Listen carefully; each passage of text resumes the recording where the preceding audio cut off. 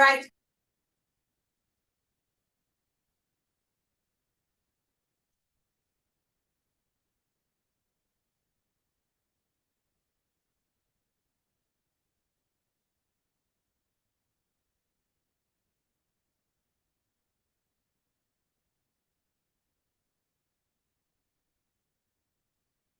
All right, everyone, please be seated. All right, ladies and gentlemen, sorry for the late start, but docket went longer than anticipated this morning. So state, call your next witness. The state calls John Hilliard. John. John Hilliard. All right. Could you raise your right hand for me, please?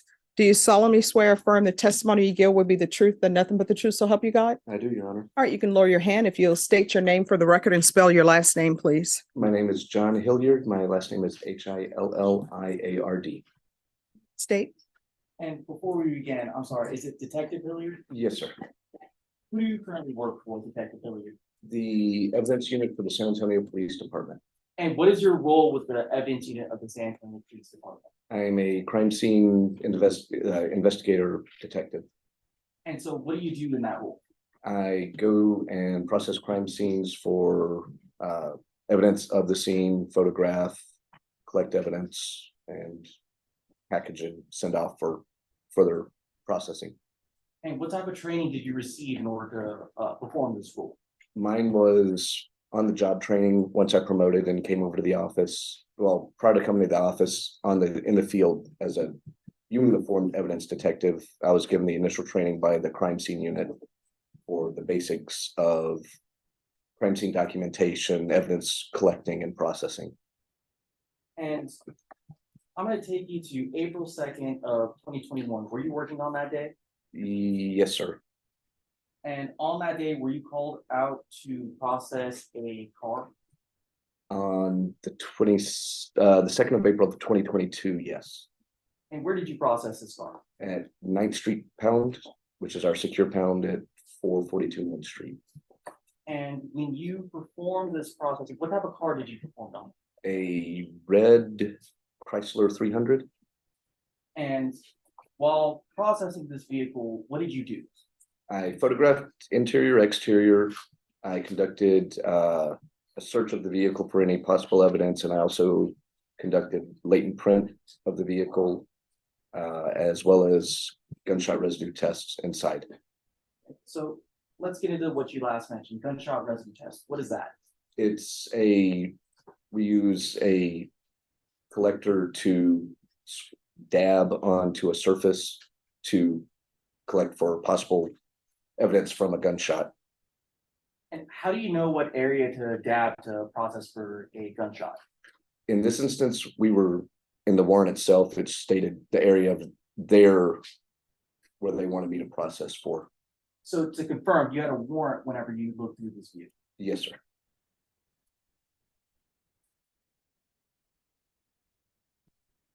I'm going to show you already been in the movie.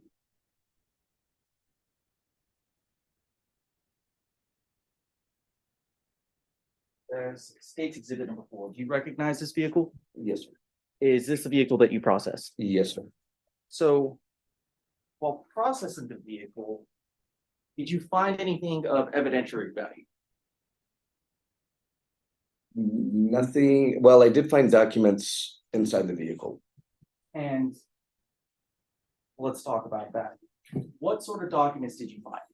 I found multiple paper documents, and then in a separate location, I found a red folder with additional documents. So did you collect these items? I did, sir. Okay. And I am seeing you brought things in today. Yes, sir. Where did those items come from? Item marked evidence item 1 is just a sort of documents with information on it. And have you opened up that envelope? I did. Okay. And what did you find inside? I found a sort of various sort of documents. Would you like me to pull them out? Yes, sir.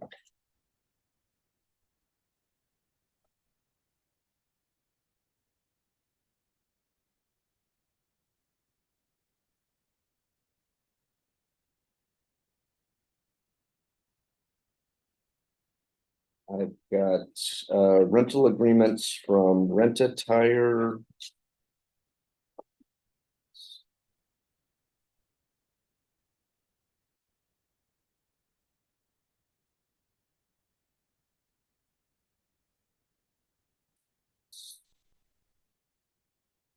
A medical referral, and then another. I guess same copy of another rental agreement from Rental Tire. Here, I'm gonna mark the evidence folder that all those items came in as states 23. So in states 23, these are all items you collected from that red Chrysler? Yes, sir. Okay, and had the package been opened from that day until now? No, sir. So these are items that, Oh, you can continue. sorry, are these items that were found in that red Chrysler? Yes, sir. Your Honor, at this time, the state would offer the contents of states 23 into evidence. Judge, may we examine? Yes, Actually, may we approach? yes. You're welcome.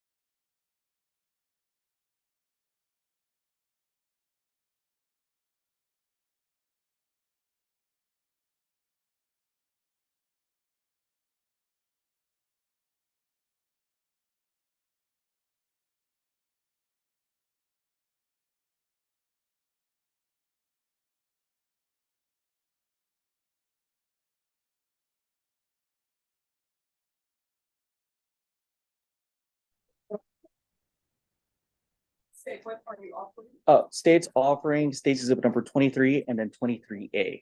Any objection? Just to 23A, is that correct, Your Honor? Any objections to 23A? No objection to 23A. All right, and then states exhibit 23 is just the envelope. So any objection to the envelope? So the envelope itself, no, Judge. All right, then states exhibit 23 and 23A is admitted into evidence without objection. So I just want to have you to take a look at states exhibit number 23A. What is this exactly? Yes, sir, it is a excuse me, a rent-a-wheel, rent-a-tire slash rental agreement. Okay, and whose name is on those contracts? Vernon Dixon, And does it relate to a specific automobile? it does. And what automobile is that? It relates to I can find it again, I'm sorry. Red Chrysler 300. I can give you the license number or the VIN or both. That's okay, sir. Thank you. So you also brought in a manila envelope containing something marked E8. What is that? E8 is a red folder with additional information. And or additional documents, I should say. where did you find that paperwork? That was also located in the Chrysler 300. And what was contained in that paperwork? There's right offhand, there's assorted documents, a photocopy of a driver's license and social security card, apartment rental agreements, I believe. And let's mark that envelope states 24. So you said there was more paperwork that was found in that red folder? Yes, sir. Okay. And specifically, in this folder, did you find anything, any type of identifying documents? Yes, sir. Well, what type of documents did you find? It's a color photocopy of a social security card and Texas ID. And if you could you open up what's in states exhibit number 24? Yes, sir. And would you be able to find the photocopy of that driver's license and social security card? Yes, sir. If you could.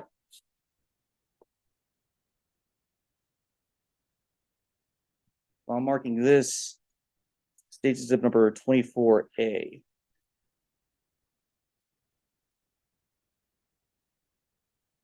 So this photocopy was found in this red folder, Yes, sir. and the red folder again was found in the vehicle. Yes, sir. Your Honor, states offering states exhibit number 24 and 24A. May the defense take a look? Yes. I can do.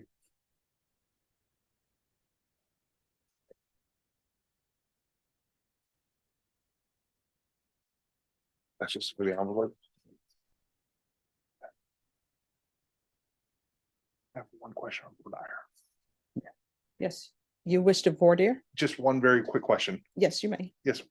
So, sir, my name's Adam LaHood. I'm showing you what's been marked as State's Exhibit 24A. Yes, Was sir. this exactly as you found it, or was this a copy that you made? That is how I found it. sir. That was exactly as you found it? Yes, sir. Okay. No objections, Judge. I believe they'd come in as a copy of a government record. All right, then states exhibit 24 and 24A is admitted without objection. And taking a look at states exhibit 24A, whose social security card is that? It's for Vernon Dixon. And again, taking a look at 24A, whose driver's license is that? Vernon King Dixon.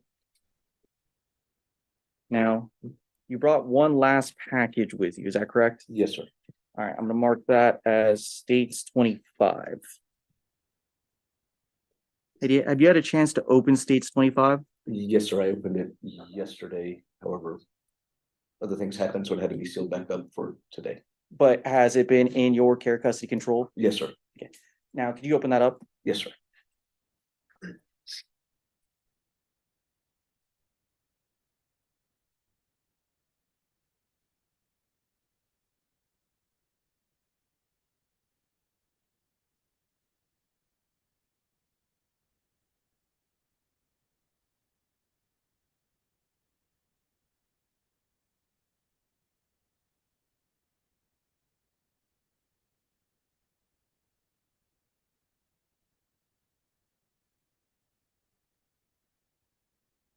So what was inside State's Exhibit 25? A gunshot residue kit.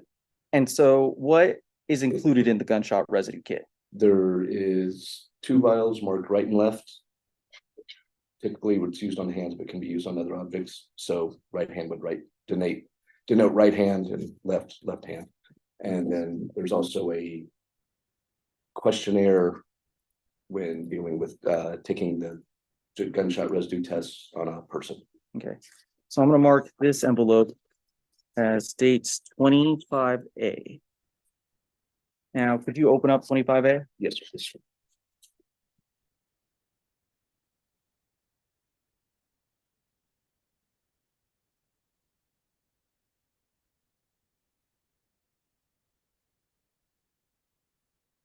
And what was inside? The right and left vials, and my understanding is the lab keeps the questionnaire when they submitted with the test. Okay, so I'm gonna mark those as 25B, and 25B is going to be the right hand. Okay.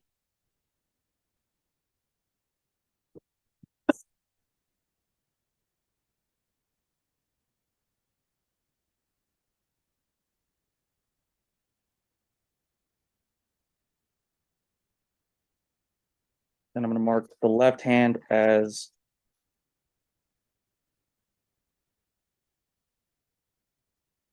25C. Now, taking a look at both of these vials, were these the vials that you collected from the vehicle? Yes, sir. Okay, and how can you tell? Well, they were in the envelope that I'd sealed. Okay, and so from when you collected them, where would you have put them? I would have put them in our temporary property room, and then they would have been sent to the longer term property room, and from there sent to the lab. And I actually want to draw, and Your Honor, state offers State's exhibit numbers 25, 25A, and 25B and 25C. Just one moment, Judge. 25C, sorry. That is going to be, thank you, Mr. Hood. Okay, 20. Excuse me, just one second. So when you all talk, court reporter needs to hear it. Oh, sorry. So what did you say with regards to 25C? 25C, as I have it, is the GSR kit taken from the left hand.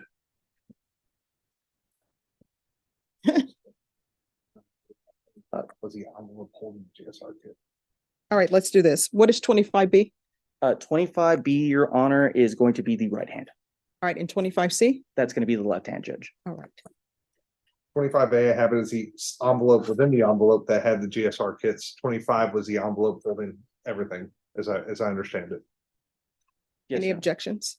We have no objections, Your Honor. All right, States Exhibit 25, 25A, B, and C is admitted without objection. So I want to direct you to 25B. Did you write anything on the vial? Yes, sir, I did. What did you write? I wrote headliner, Okay, so where would you have collected this GSR kit from? the roof of the vehicle. And 25C, you wrote something else. Where did you collect this from? The front seats. And why would you have collected in that area? Again, based on information provided by the follow-up detective, that would be the area of interest for me to do the actual testing on or sampling from. So specifically, when you write headliner, it was inside the vehicle, is that correct? Yes, sir.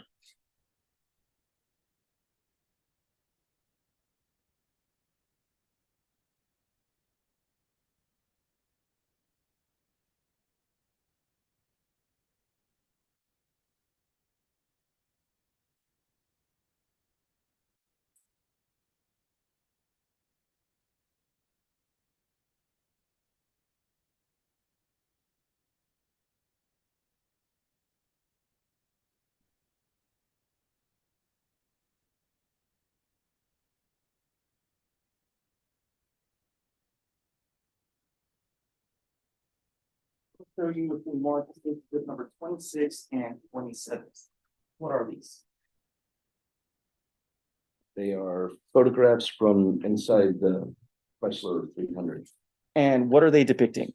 The right front seat and the headliner area above the right front seat. So State's Exhibit number 26 shows the headliner, correct?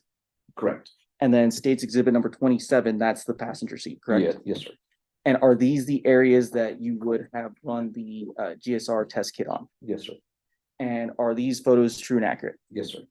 Your Honor, State would offer State's Exhibit number 26 and 27. You have no objections, Your Honor. States Exhibit 26 and 27 is admitted without objection. Pass witness, Judge. Defense. Yes, sir. Detective Hilliard, how you doing today? I'm doing good, sir. And you? All right. Doing all right, thank you. My name's Adam LaHood. I'm a defense attorney. Just have a few questions for you, okay? Yes, sir. You indicated earlier that you took GSR kits, is that correct? Correct. After you take a GSR kit, what happens to it? It gets, again, I package it up and then put it in the property room, and then it's sent to that trail and sent to the lab. Okay, and I think you just kind of answered the question I had for you. You don't actually conduct any analysis on the GSR kit itself? No, sir, I don't. Okay, so you wouldn't have any knowledge if the GSR was negative, positive, inconclusive, or anything else like that. Is that correct? I would not. Okay. Your Honor, may I approach? Yes.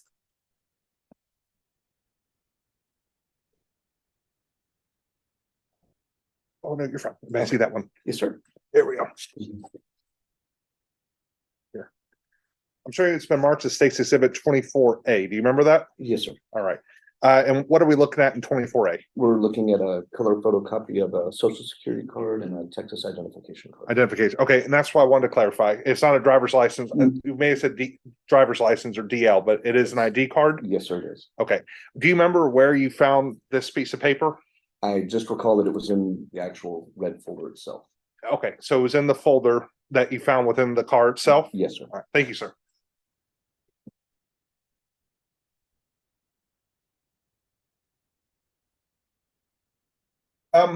You indicated that you conducted a test of the car over, well, actually, I'm sorry, I think you said it was 9th Street impound, is that correct? Yes, sir, it is.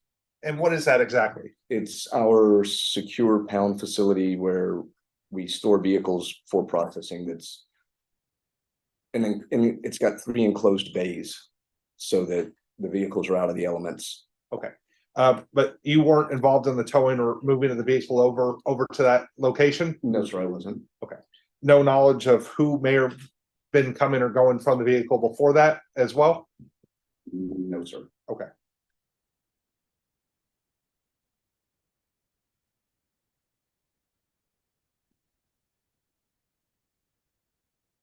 Thank you, Detective. That's all I have. Your Honor, we'll pass the witness.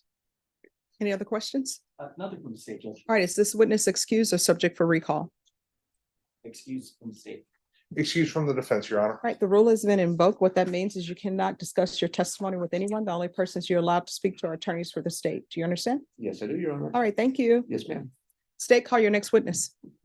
Your Honor, the state calls CSI Grant to the stand. All right.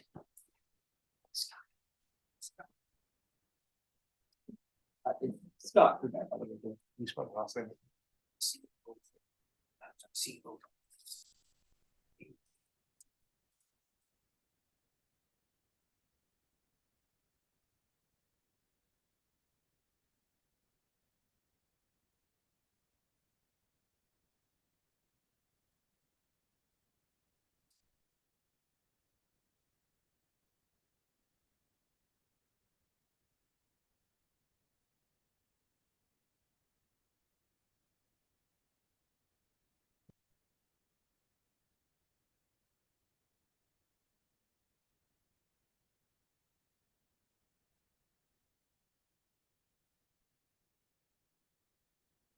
Yeah, sure.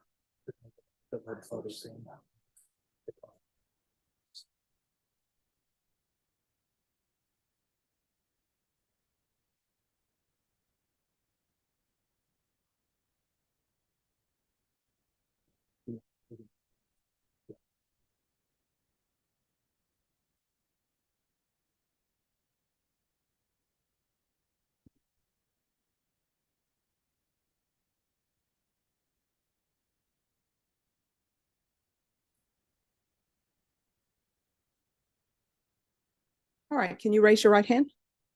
Do you solemnly swear or affirm the testimony you give will be the truth and nothing but the truth, so help you God? I do, Your Honor. All right, you can lower your hand, state your name for the record, please, and spell your last name. My name is Scott Coonrad, Coonrad, D as in David, T as in Tom. All right, state.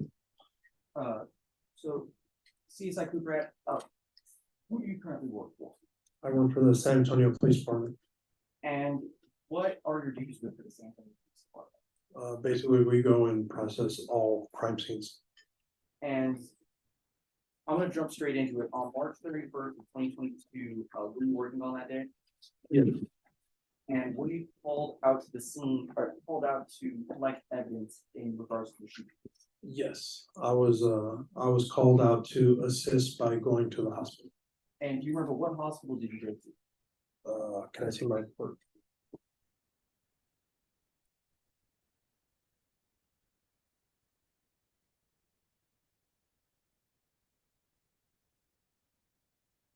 Yes, I went to BAMC. And when you arrived at the hospital, what type of evidence did you collect? Basically, I photographed the deceased individual. I collected the clothing that he was wearing, and I completed a gunshot residue test on his hands. And so you was gonna be marked as exhibit number 28 and 29.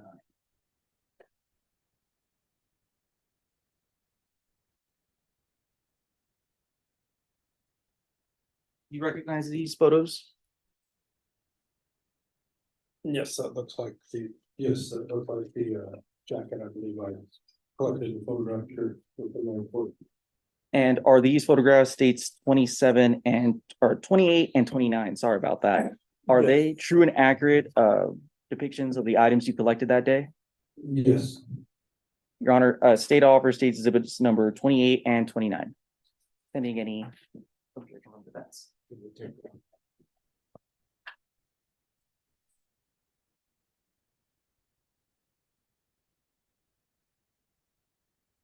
No objections, Your Honor. All right, states exhibits 28 and 29 are admitted without objection.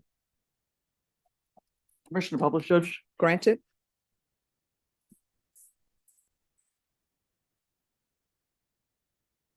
So, CSI Cooper, you said that you collected GSR that day as well. Is that correct?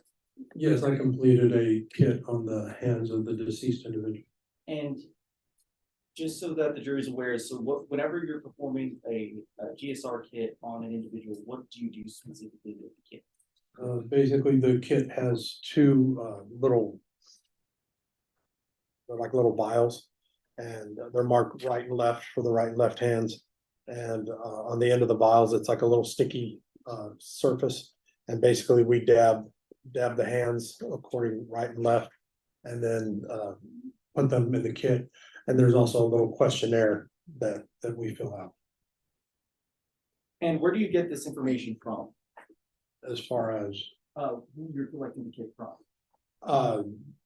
usually we'll get it from the individual, but in this case, he was deceased, so yeah, I just had to get it from the other, just from the report. So, you brought several envelopes with you before today, is that correct? Yes.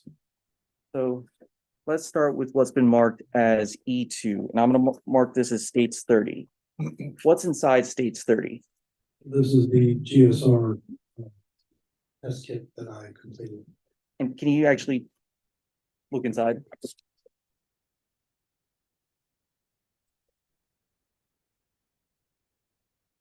And what was inside of that envelope? The GSR or gunshot residue test kit. I'm gonna mark that as 30A. Now, can you open up this? Yeah.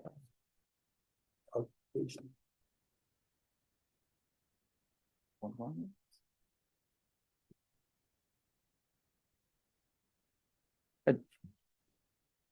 Judge, are there any scissors around?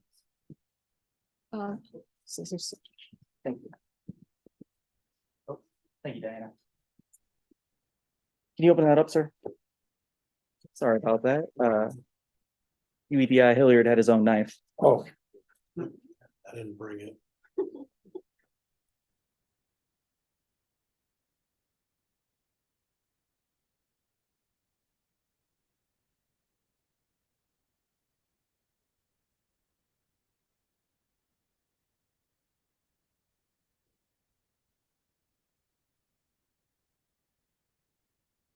Would you like a pocket knife? I'll do that. No, this. Appreciate that, President.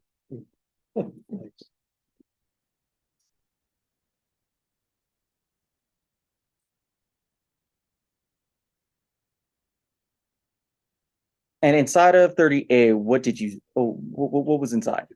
These are those two little vials that I explained earlier. It says right and left hand. And here, I'll take the right hand. I'm gonna mark that as states 30B.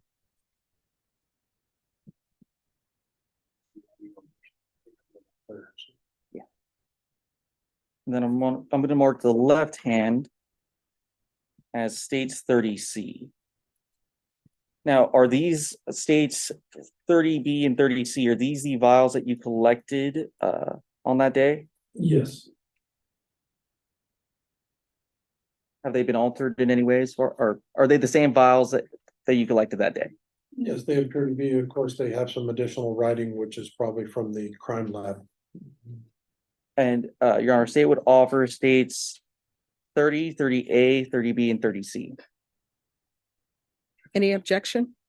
Judge, may I take the witness on board, Dyer? Yes. You did this at Brooke Army Medical Center. Yes, sir. Do you know if when the deceased body was moved from the crime scene to the hospital, whether his hands were gloved or anything? I'm unaware of that. Normally, that's a procedure, right? To glove someone's hands so that they don't get contaminated. Sometimes when I get to the hospital, they'll have bags over their hands. It just depends on the hospital. Did this individual have bags on his hands? I can't remember unless it's in the pictures.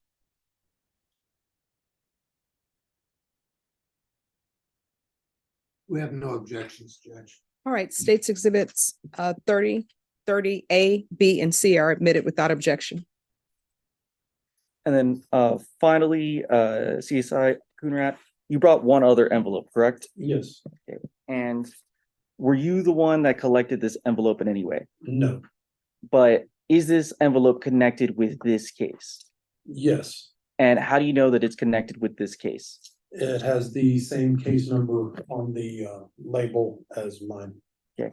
And where did you collect this piece of evidence or this envelope from? From the property room. And is that a secure facility? Yes. So I'm gonna mark that as state's exhibit number 31. And has this state's exhibit number 31, has it been in your possession since you took it from the property lab or property room? Yes.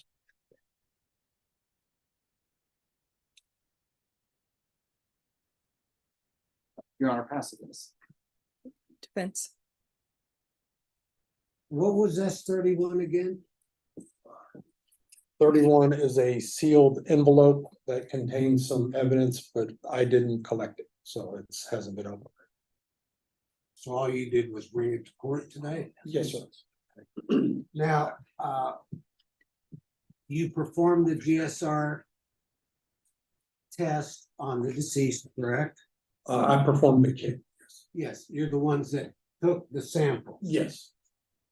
You have nothing to say with respect to the results. You don't know if they're positive, negative, or indefinite, or anything else, do you? No, sir, that is all of the crime lab. Okay. And what time did you perform this examination?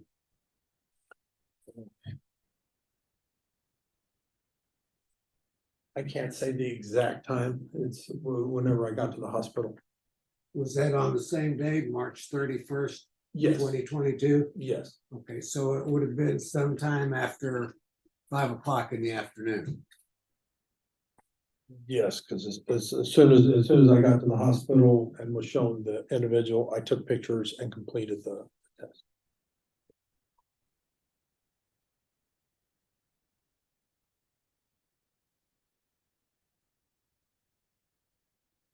With respect to the clothes, uh, what clothes did you remove from the deceased?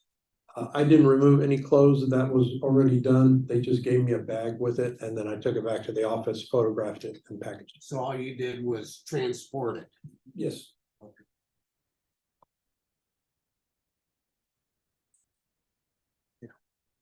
No further questions, Your Honor. State. Nothing to say, Judge. All right, is this witness excused or subject for recall? Excuse me. Excuse me. All right, the rule has been invoked. That means you can't discuss your testimony with anyone. The only persons you're allowed to speak to are attorneys for the state or the defense. All right, thank you. And I'll give you a chance to make exchanges with the court reporter. Thank you, ma'am. You're welcome. Oh, you can just leave them here. I'll take them.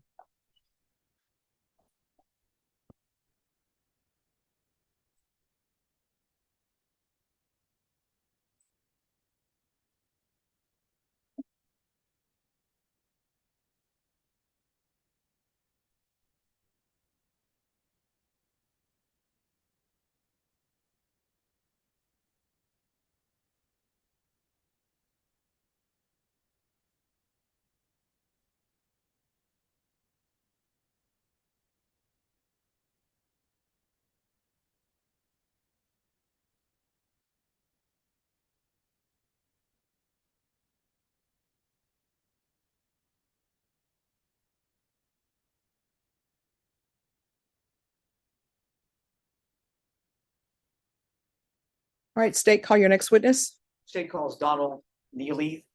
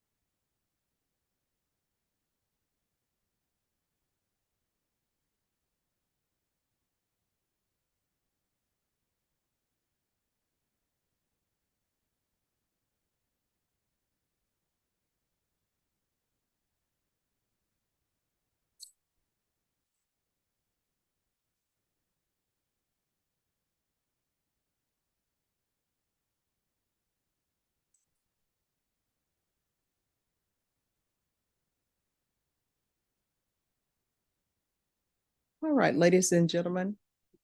Mr. Neely's attorney is Charles Bach. Mr. Bach has an associate in his firm with Mr. Neely here today. So that's who that is. All right, can you raise your right hand? Do you solemnly swear or affirm the testimony you give will be the truth and nothing but the truth, so help you God? All right, you're gonna have to make sure that you speak up. If you'll lower your hand and state your name for the record. All right, you can lower your hand. State. Sorry, Judge, thank you. Mr. Neely, do you also go by Ray Ray? I used to, yes, Used sir. to, okay. But that's some people would know you by Ray Ray, is that Yes. correct? Okay. A lot of people have nicknames, but that was one of your nicknames, is that correct? Yes, sir. Okay. You're brought in here today, and I just want to give a little bit of background of yourself. Who is your wife? I'm unique, Is that, I'm sorry, I'm unique? yes, And is that an individual that you know testified yesterday, is that right? yes, Okay. And you have children with her? correct, All right. And do y'all in fact live at the apartments at East Meadows? yes. And I'm gonna show you what's been marked state exhibit number 8.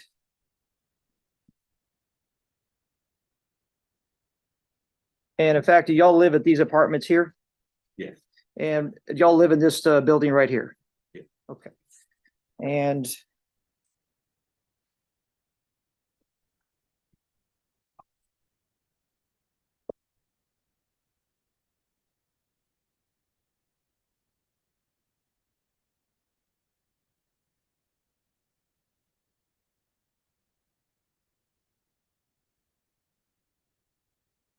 State Exhibit number 8 is now on the overhead, and you stated you live in this building here, is that correct? Yeah. You just have to answer out loud. Yes, Okay, thank you. And I'm gonna take you back to that day that we've spoken about previously, March 31st, 2022. Do you recall that day? what day? March 31st, Yeah. 2022. Yeah. Okay. I know you might be a little nervous, but I'm not trying to trick you. I'm just trying to ask those questions just so that we got the right date, okay? Okay. So March 31st, 2022, were you at your apartment or Yeah. around that area? Yes, sir. And did you at times go out to that pavilion that you see on that map there? Where, have you been out there to that back parking lot? Yes, sir. And at some point, was there an altercation back there between Amunique, which is your wife, and who I call Edie? Are you aware of that? Yes. Yes, sir. Okay. And tell me what generally happened. It was just, I heard commotion, and when I went out, the whole, I guess, fight was breaking out or whatever. And then shortly after, you hear 2 shots. And then from that point, you just see the defendant come around the car and just wave the gun at everybody. Hey, look at what you did to me. Look at what you made me do. Point the gun at everybody. And I didn't know what to do. Okay. Well, that's a lot of information right now. I'm gonna sort of break it down a little bit, okay? Okay. I'm gonna show you what's been stated, Mark State Exhibit number 9. And it's a video of security camera from your apartments. And you've seen this before, haven't you? Yes. Okay. And in fact, I've shown this video to you. Yes. And so I have it marked at 15:47:01. And I'm just, one, can you identify anybody in this picture right now? Juicy. Juicy, and can you just describe where Juicy is standing? Right here by the table, by the people. I'm sorry. You guys just All right, you're gonna have to speak up. By the table. by the table, and am I right in saying that Juicy's standing by sort of like in between the table and the barbecue pit? Correct. Right there? Yes. Okay, and it looks like he has like a striped shirt on, is that right? Yes. Okay, and you see a person standing over by the vehicle over here. Looks like their head is above the vehicle, standing by the back passenger door. Do you know who that is? Yes, that's AB. AB, and do you remember, is AB Avante Boyce? Yes. Okay, and you known him, right? I know of them, but I don't really know. Okay.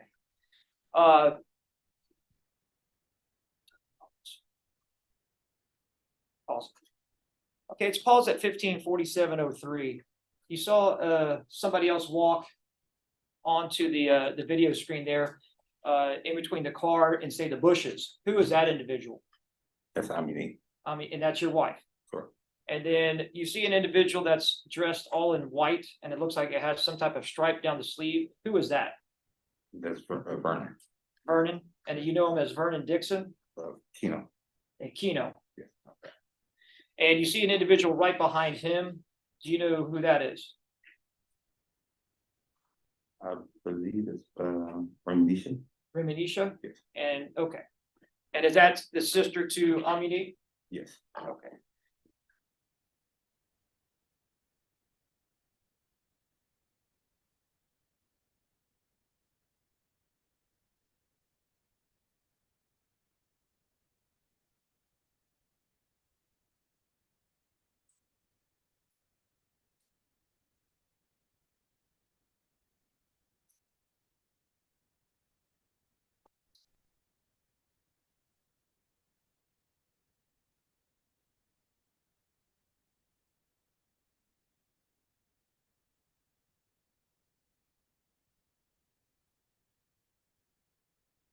Okay, I paused it at 15:47:41.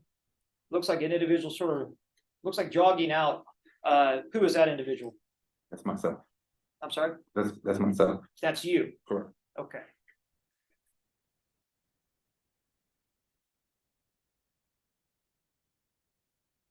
And as this is running, I'm gonna sort of talk to you here and ask some questions if you don't mind. It seems like you're standing there. One, why did you run out there? To make sure, I heard commotion, but just to make sure my wife was okay. And then as you got out there, what did you do at this point? Just stood right there and watching the whole commotion go back and Judge, I'm forth. sorry, having a hard time hearing. All right, so if you cannot talk through that mask so everyone can hear, you're gonna have to remove it. Do you understand? Yes, ma'am. All right. Just make sure you don't have to be right on top of it, but just speak up, okay? Because if everybody has to hear you out there, including the jury. Okay. All right.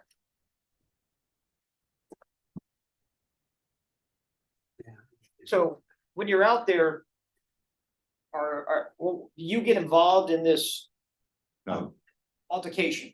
no, sir. Do you put your hands on anybody? No, sir. Do you slap or hit anybody? No, sir. Do you see anybody? Well, let me ask you this. Keno, was he slapping or hitting anybody? No, sir. AB or Avante Boyce, was he slapping or hitting anybody? No, sir. The women, Dominique, your wife, was she hitting or slapping or touching anybody? No, sir. And what about Evie? Was she doing that?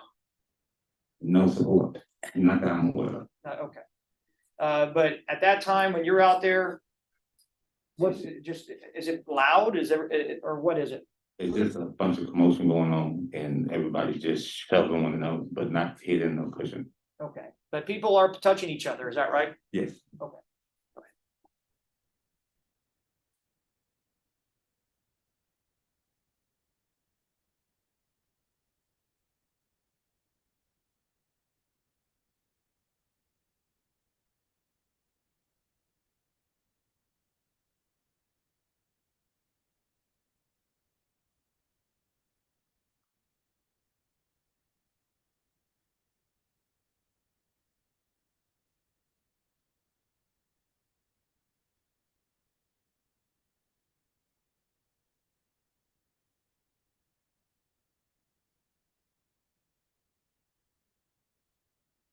Right there, you saw the person in white that you identified as Keno.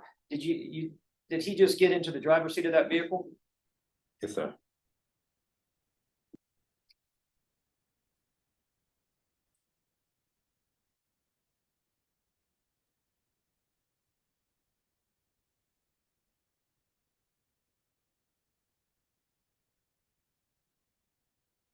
You see right now somebody getting into that passenger seat. Who was that person getting into the passenger seat?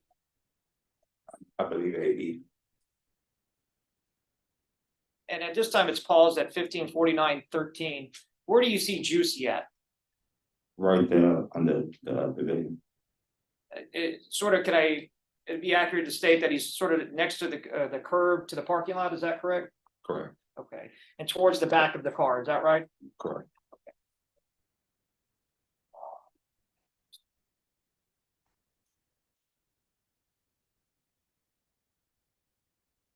We're gonna go to the next video, which starts at 15:49:54.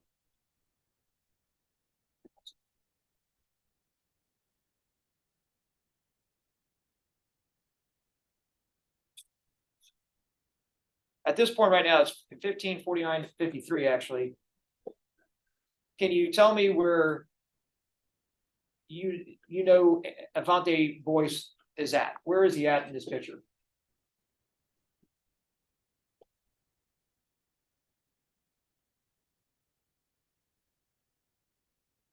You know, it might be easier if we play it for you. Go ahead. Okay.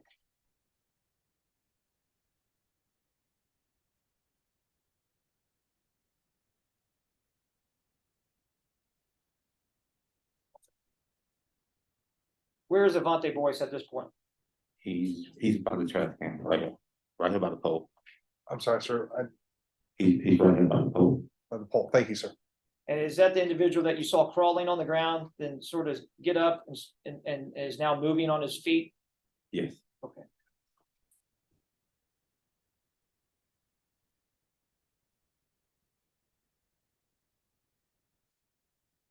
At this point, where are you at? I'm on the pavilion right here by my wife. It looks like you're in between the picnic tables. Is that right? Yes.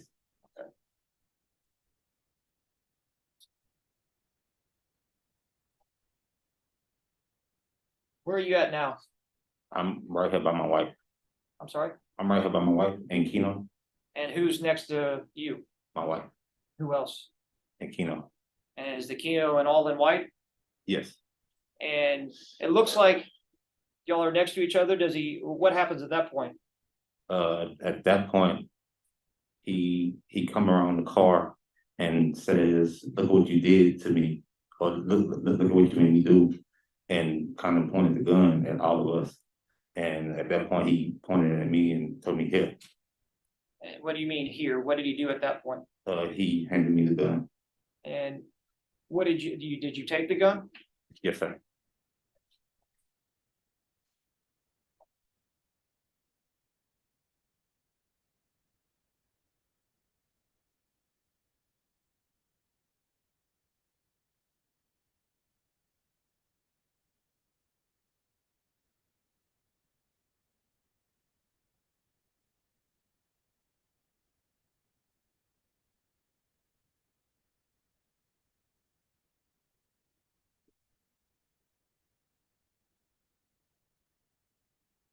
Now, it looks like from the video, did you go to that red car on the passenger side? Yes, sir. And then you also went, it looks like at this point in the video right now, you're on the driver's side, is that right? Yes, sir. And it seems like from the video, it looks like you closed the door, is that correct? Yes, sir. And then you walk inside. Yes, sir. And at this time, you didn't have your jacket on, right? No, I did not.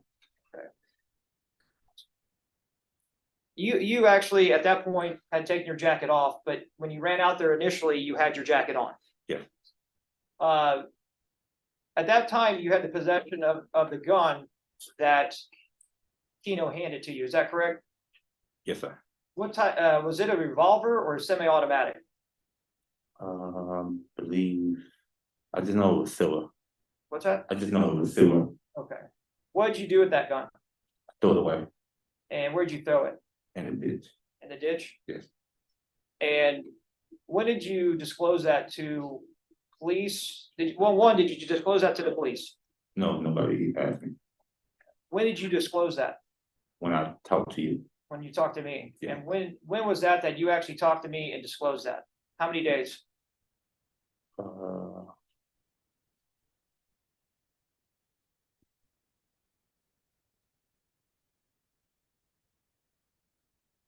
believe Well, let me ask you this. Thursday.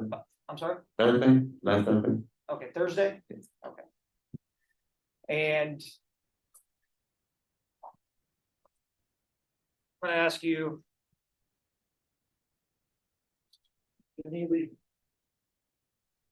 State exhibit number 15. Is that just I guess, a video picture or a photo of a still photo of the video? Yes. Okay. And you can identify people in there. This person in particular, who is that person right there walking towards that SUV? And Pearl, who is Pearl? Mhm. And from the video, do you remember what did she do? Did she get into that SUV? Yes. And then who else got in that SUV with Pearl? Thank you. And then I'm going to show you state exhibit number 16, 19, and 21. This person right here. Do you know that person? Yes. And who is that person? Juicy. Juicy? And so Juicy was at the scene that day? Yes. And was Juicy present during the shooting?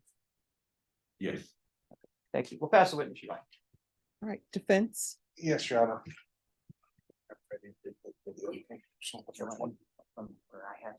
Yeah, let's go back to the first one. This way, Judge. No problem.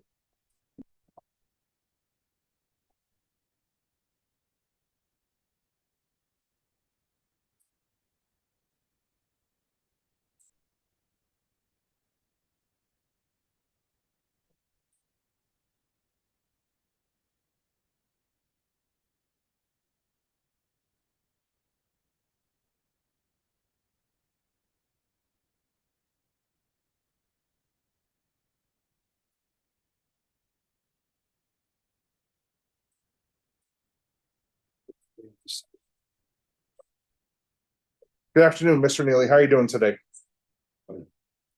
My name is Adam LaHood, defense attorney. I have some questions for you. If you don't understand one of my questions, or go too fast, just let me know. We can rephrase, slow down, or whatever, okay? Kind of start at the very end, or one of the last things that Mr. Garahan mentioned to you. Did you ever give a statement to the police? No, Were you ever questioned, interviewed by the police at any time? no, Were you aware that there was an investigation? no, You didn't know that there was an investigation ongoing? no, Did you know that somebody was shot and killed? no, You did not know? No. So let me ask you, did you see shooting of Avante Boyce? no, Do you know who shot Avante Boyce? yes, But you didn't see it? correct. Let's go back to the first video. That's it. Go ahead and hit like, we can go forward. All right, pause it. You on, may I approach? Yes. Thank you, Judge.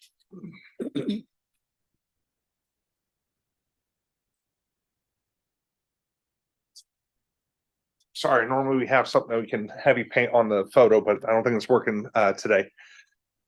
Just for clarification, we're looking at a video at timestamp 15:47:05. And what is this a video of? The back parking lot. Is it of the pavilion? Yes. Okay. And to the right, you see two people. Do you see that? Yes. And I think you may have already answered, but we're just trying to get clarified. Who are those two people you see on the right-hand side? Kino and Ramnesha. And how do you know it's them?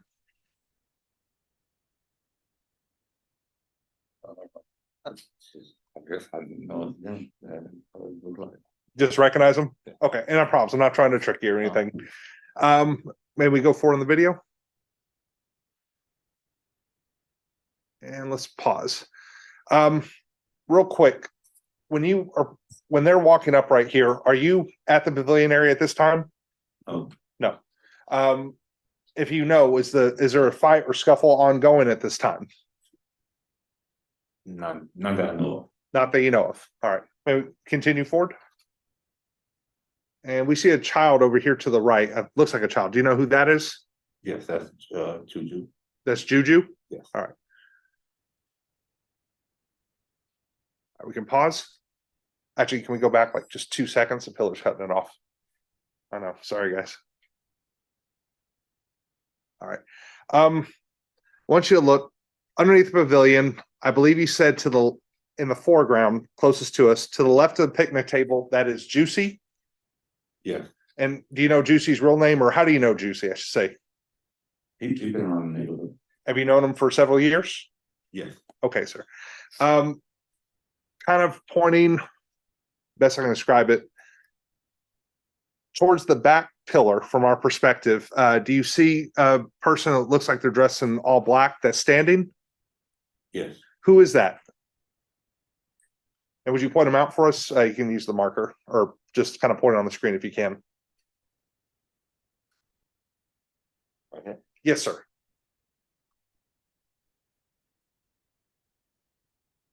I believe it's Amanique? Yeah. Okay, and that's your wife? correct. All right. And directly to the right of Amanique from our perspective, that's standing, who is that? Kino. And it looks like we have somebody sitting down there.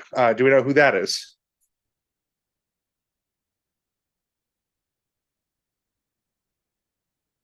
Do you see what I'm referring to, sir? Yeah. Right. Yes, sir. I believe Thurs. Pearl? Yes.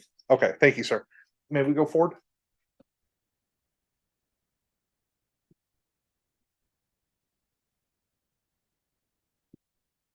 All right, pause. If you can tell, is this where the altercation starts or is going on among the people? I'm not too sure if it is. I'm not too sure. Not a problem, sir. And actually, if you don't know, we don't want you to guess. It's okay. May we continue forward?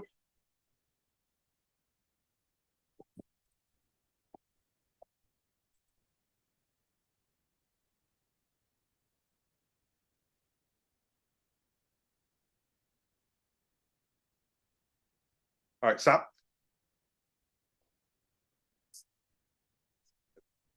Sorry about that. No, you're, I know it's frustrating. Let's see. Go forward just a little bit more.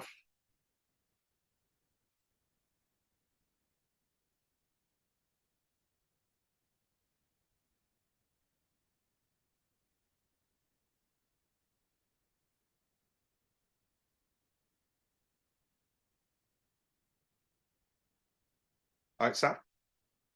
You saw somebody run in from the right-hand side. Did you see that? Yes, And who was that, sir? myself. It's me, That is you. Okay.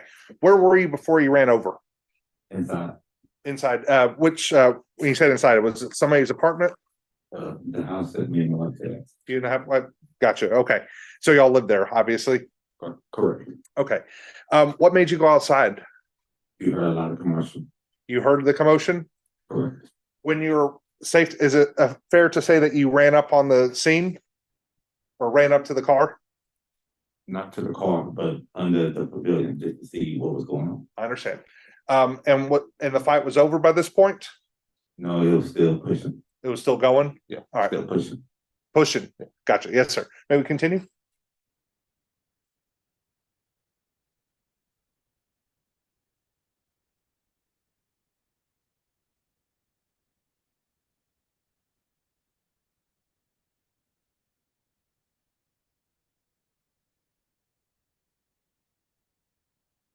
Just while the video is playing, do you see Avante Boyce in the picture yet or anywhere?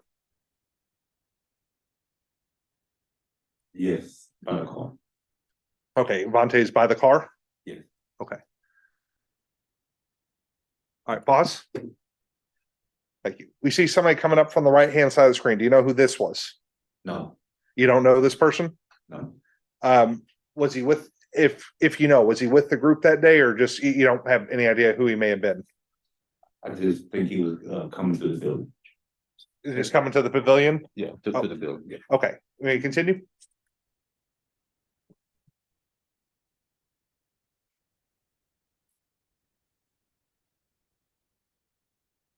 I can pause. You saw just there, we saw somebody come around the front of the car. Was that Keno? Do we rewind it for you? Yes. Maybe go back just about 4 or 5 seconds.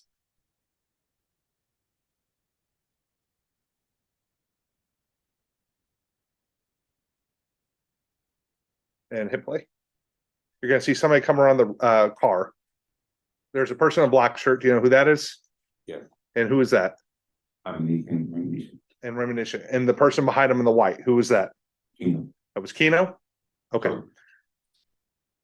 All right. And right now, people are still pushing? Yeah. Okay. And we see Keno going back to the other side of the vehicle, is that correct? Correct.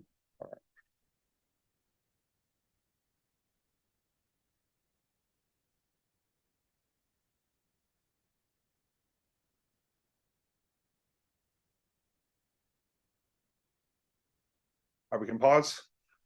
So at this point, it looks like we see about 4 or 5 bodies that are underneath the pavilion.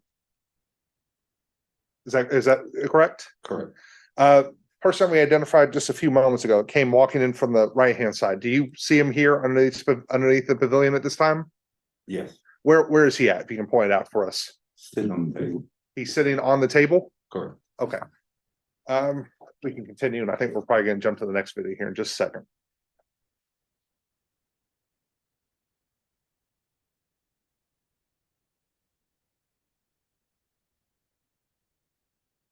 And we're on the next video now. Maybe pause it.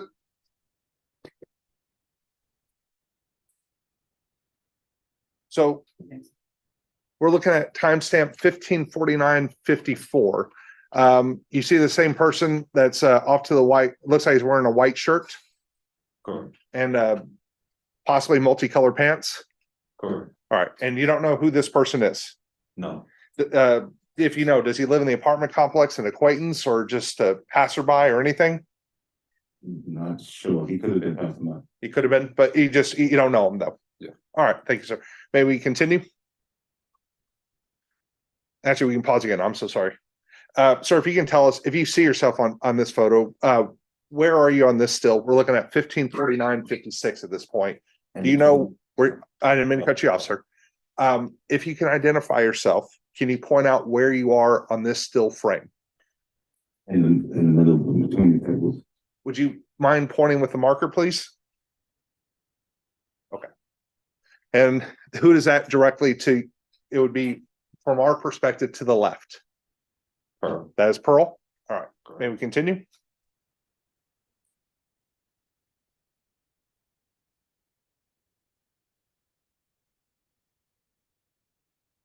All right, go back.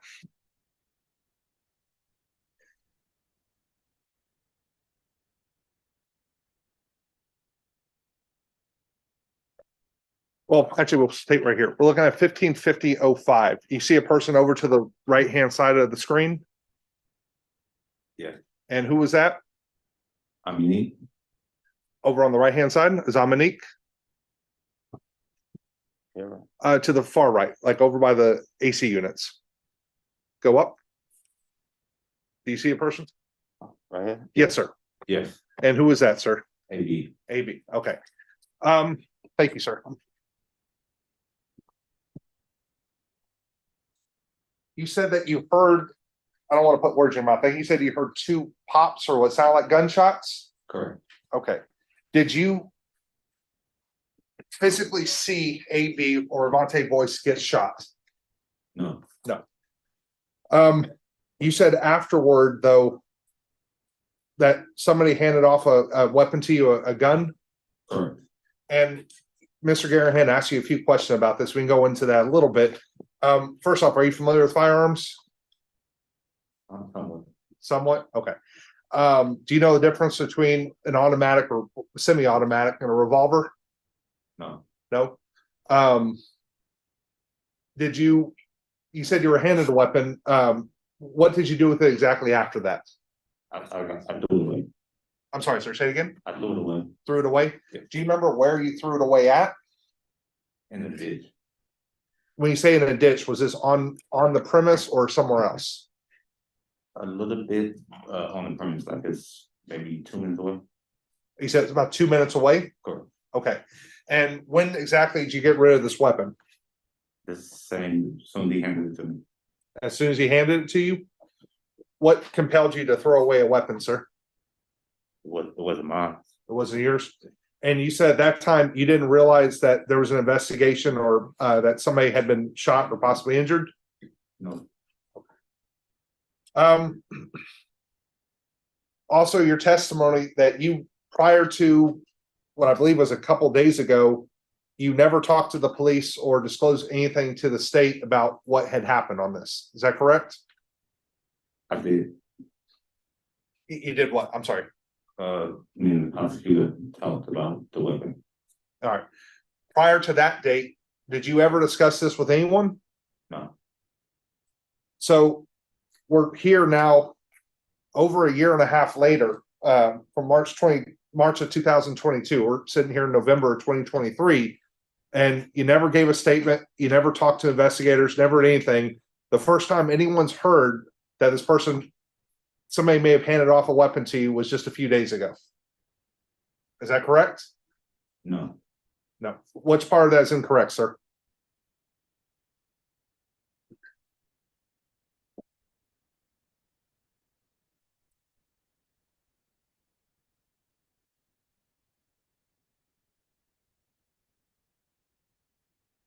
I'm not sure. I'm not sure. All right. So let's just say within the last 2 weeks, so we're not confused on exact dates. Prior to the last 14 days, and I think that's a pretty wide margin, did you ever tell anyone that Vernon Dixon handed you a weapon to get rid of? No. You never told anyone? No.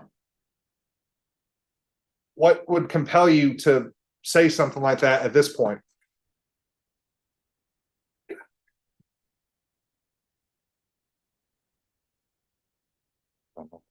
Excuse me. I'm sorry. He's gonna have to answer the question unless there's some other issue. No. All right, you need to answer the question. can you take the question again? Yes, sir. Let me put it in a broader context, sir. We're here over a year and a half later. And the first time that anyone's heard any mention that somebody may have handed off a weapon was sometime within the last 2 weeks. It appears it may have been within the last few days. What compelled you to say something at that point, but you never said anything before then?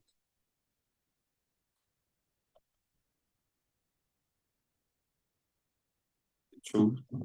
True. Do you think it's a bit suspicious that somebody goes a year and a half and doesn't say anything with a alleged murder that occurred?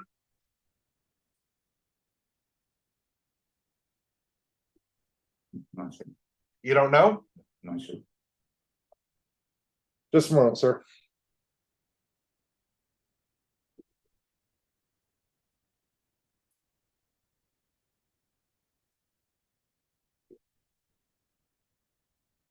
And sir, like I said, I just want to make sure, you said you heard 2 shots, but you did not actually see a shooting occur, correct? Correct.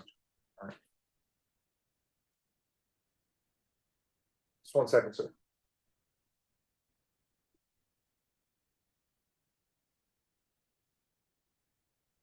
Your Honor, we'll pass this witness. State, No further questions. is this witness excused or subject for recall? Excused by the state, Your Honor. Judge, let's keep him for recall.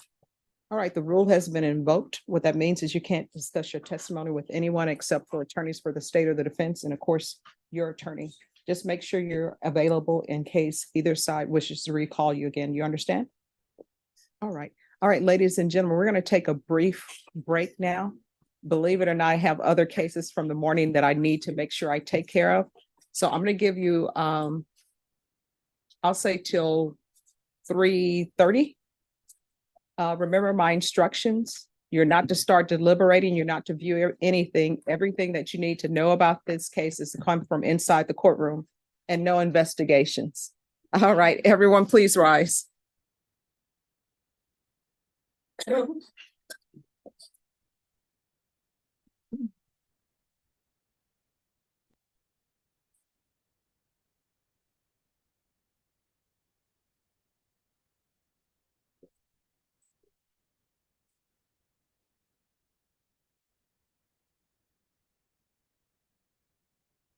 All right, everyone, please be seated. You thought you would not be back in the 187th. We keep bringing you I back. know, Judge. I'm not complaining. Yeah. Yes. You can.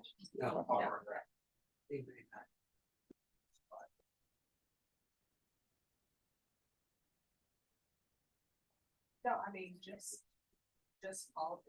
Yeah, I can come back. Let's keep her on. Well, So do you want him to stay here today? No, we will not. We're gonna need them at the earliest tomorrow. Yeah. I think, can you have a number? Three of us, right? I think, in each time, we're gonna get back to the board. I'm not gonna give you. Also, appreciate the help with offering the consent. Norma, Yes, sir. everybody who's supposed to be sworn in, have they been sworn in?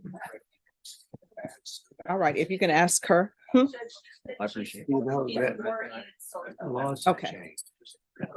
Yes. When I started practicing. Okay, no problem. Right. Well, if you need to, go to. I should have checked.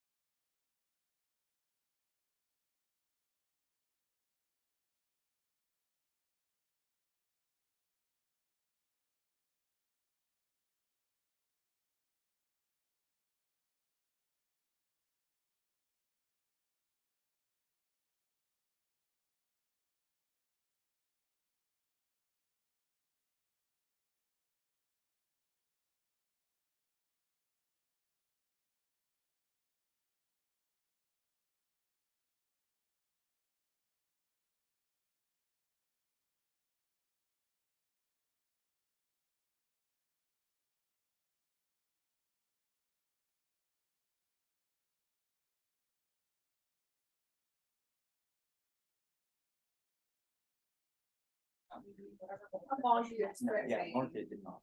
DDRF? Yes. Yeah.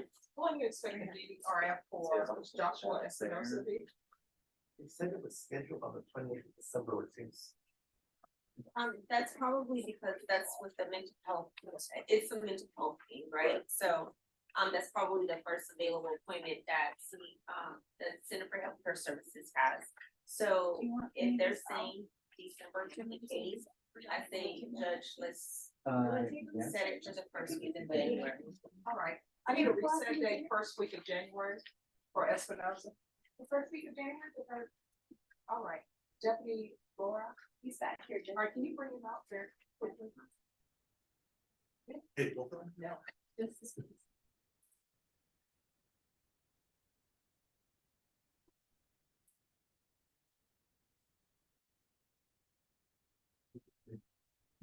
A little bit. Judge, after we get done doing all the, please, can I take a break? Sure. Yeah. All right, thank you.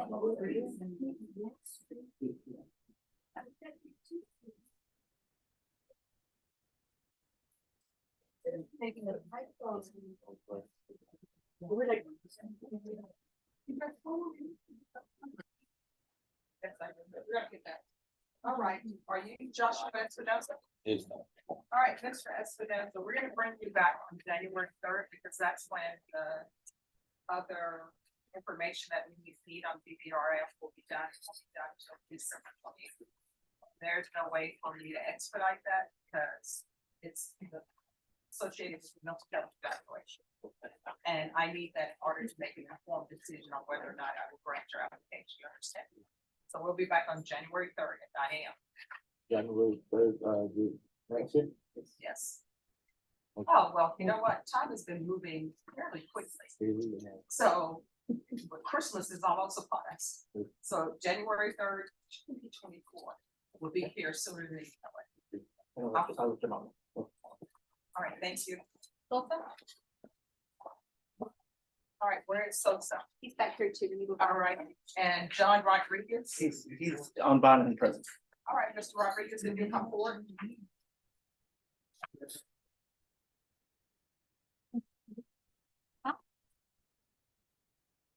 Sit back. Not lead the rugby, that's my parents. This is burglary of a building.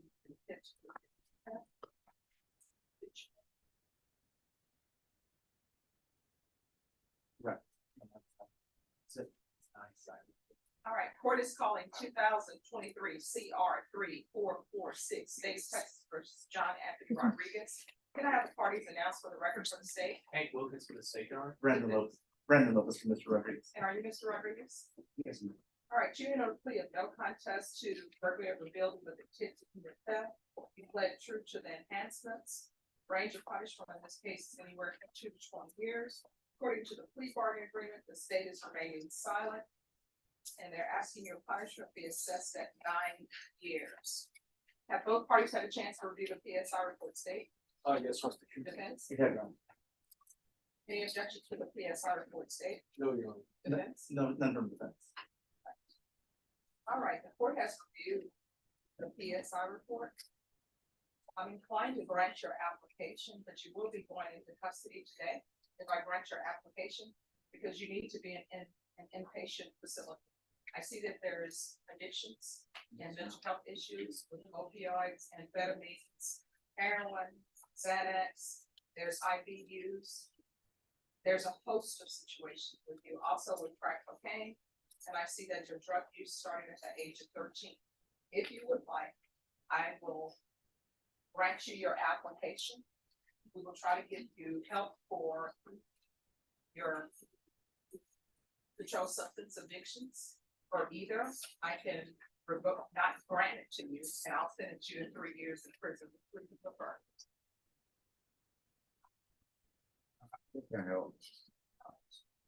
I think that's a good choice. Because otherwise what will end up happening is you will be right back here, and the last time you use may be the last time you use. You understand? All right, this is what the court will do. This court will sentence you to 6 years deferred adjudication.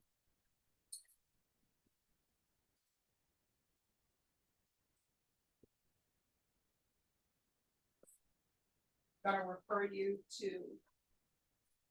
I'm gonna refer for an evaluation with DDRF. Followed by the Genesis program. If he's not accepted.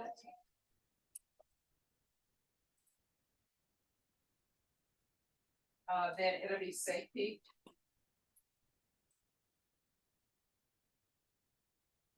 Or felony drug court if they have room, and this is to be done while in custody. There could be regular recording by Zoom or in person. The UA hotline. 300 hours of community service restitution. When's the last time you had employment? That's about a month, 2 months ago. All But right, I was working, all right, doing what? I was working at Tyson. Okay. Proof of employment. Within 30 days of release. No employment as a home health care provider or with minors. No unsupervised contact. With minors. Field visits. 1 time per month. Until further notice. And I see your certificate of completion with lifetime. I'm glad that you started working on things. And Bashan, if for some reason there's a long wait for the other programs, if lifetime recovery, if they evaluate him and deem he's appropriate, then he can go there, but it'd have to be an inpatient. I know, I give you a lot. Your Honor, we know that DDRF is gonna be a 6 to 13 week wait.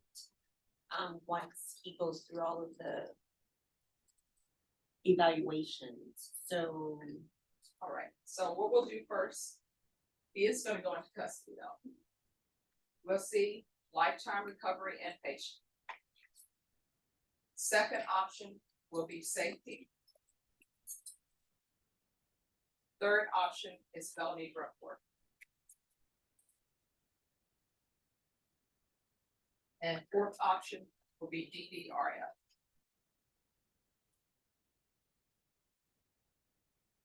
Anything else he needs? Field visits, he said, Once a month until further notice. nothing else, Judge. All right, is there anything else you need from the court to be successful? No, ma'am, so I'll be expecting to further notice. Until, yes. So we're gonna try with lifetime recovery and patient treatment. They're usually have a quick turnaround. If they don't accept you, then the next stop is gonna be safety. If safety doesn't accept you, then the next stop will be felony drug court. And felony drug court has a wait list, but I'm hoping maybe they would have room for you. And if not felony drug court, then it'd be DDRF. And Your Honor, I do wanna point out that he does already have a Tacoma appointment. And that should be listed on, that appointment should be listed on the PSI. So they're already in the process of doing evaluations for DDRF. Okay. Do you want us to continue with those evaluations? Yes. Okay. We'll just see which one gets him first. I'm gonna show you what's entitled trial court certification of defendant's rights to appeal. Did you review that with your attorney? Did you understand it and did you sign it? Yes. All right, because this plea bargaining agreement, because I followed your plea bargaining agreement and because you waive your right to appeal, do not have the court's permission to appeal. Do you understand? Yes. All right, good luck to you. Really got the record. And if you were tested today, what are you gonna be positive for? I All right, so. We'll see if lifetime recovery is great for him, but I think he may end up having to go to safety. All right, good luck to you, okay? Oh, thank you, God bless you. Gabriel Sosa? We're ready.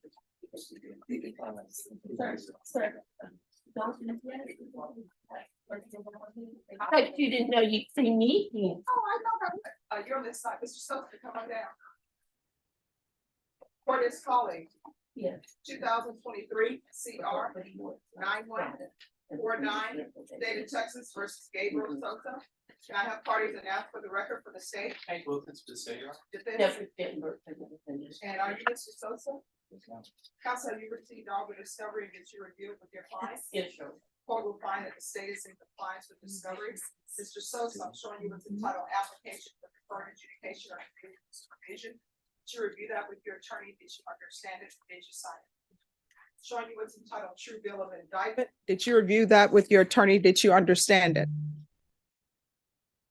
All right, I'm going to show you, I'm sorry, that was a phone call from mom. All right, counsel, do you waive the reading of the indictment? Yeah.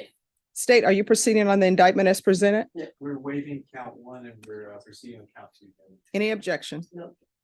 All right, Mr. Sosa, I'm showing you what's entitled court admonishments and defendants waivers and affidavit of admonitions. Did you review that with your attorney? Did you understand it? And did you sign it in all the appropriate places? Did you understand in count two, you're being charged with possession of a controlled substance, penalty group 1 gram to 4 grams. That's a 3rd-degree felony. The range of punishment is anywhere from 2 to 10 years in prison and up to a $10,000 fine. If you have a plea with the state, the court does not have to follow your plea. If for any reason the court doesn't follow your plea and gives you more than you bargained for, the fact that you entered a plea will not be used against you and you will be allowed to withdraw your plea. Did you understand? Did you understand you have a right to jury trial, a right for you or your attorney to cross-examine and confront any witnesses the state would call and the right to remain silent? You're gonna have to speak up. Did you understand by entering this plea, you were giving up those rights? Did you intend to give up those rights and enter into a plea in this case?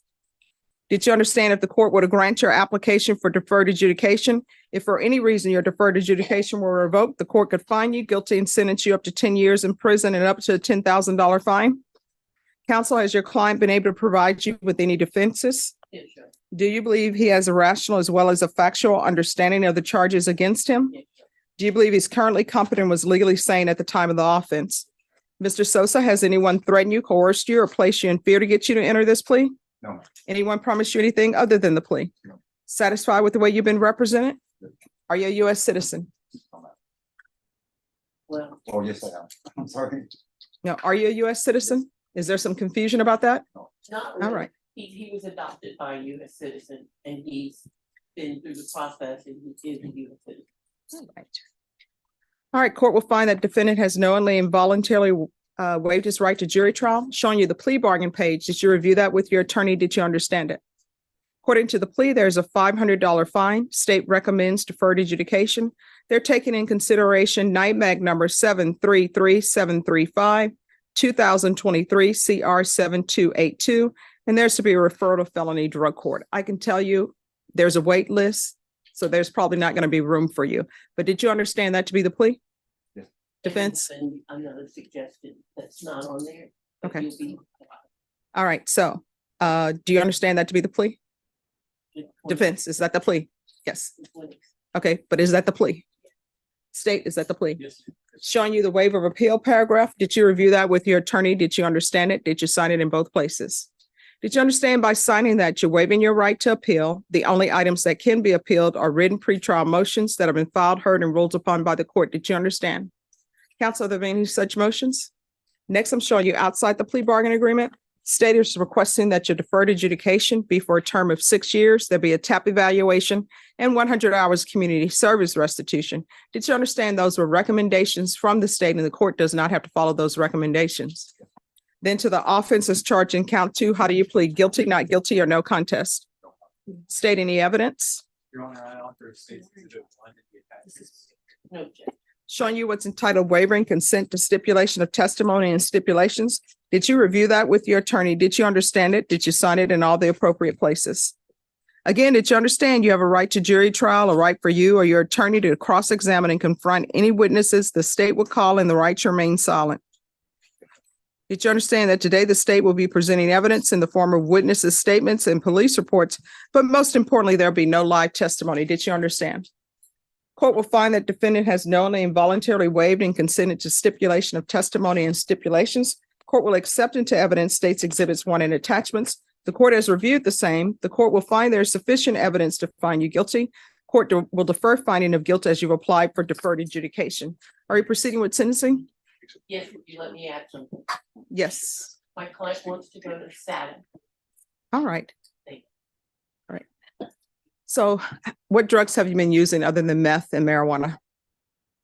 Alcohol. Okay. Do you have any children? What are their ages? They're all adults, 36, 23.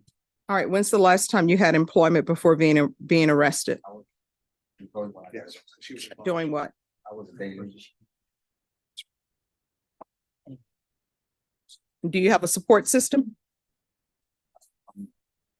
Okay. How long have you been homeless? Why are you homeless? Once COVID hit, everything got out of control in my life. So what are you planning on doing with the rest of your life? I just getting out of the hole. Like I tried. All right. How far did you go in school? I graduated. All right. So where's your mother or your father? Why not? My lifestyle. So when are you going to change your lifestyle? All right. So are you homeless because of your lifestyle or because of COVID? Once COVID, I just got comfortable out there. All right. This is what the court is going to do. There's going to be a $500 fine that will be probated. TAP evaluation while in custody. Follow TAP recommendations. Whatever TAP recommends, that's what we're going to go with. Proof of employment within 30 days of release. No employment as a home health care provider or with minors. Regular reporting by Zoom or in person. The UA hotline upon release. 6 years deferred adjudication. 200 hours of community service restitution. Those hours will be waived if you provide proof of some sort of trade school certificate. Field visits. 1 time per month. For 4 months. Then within probation's discretion.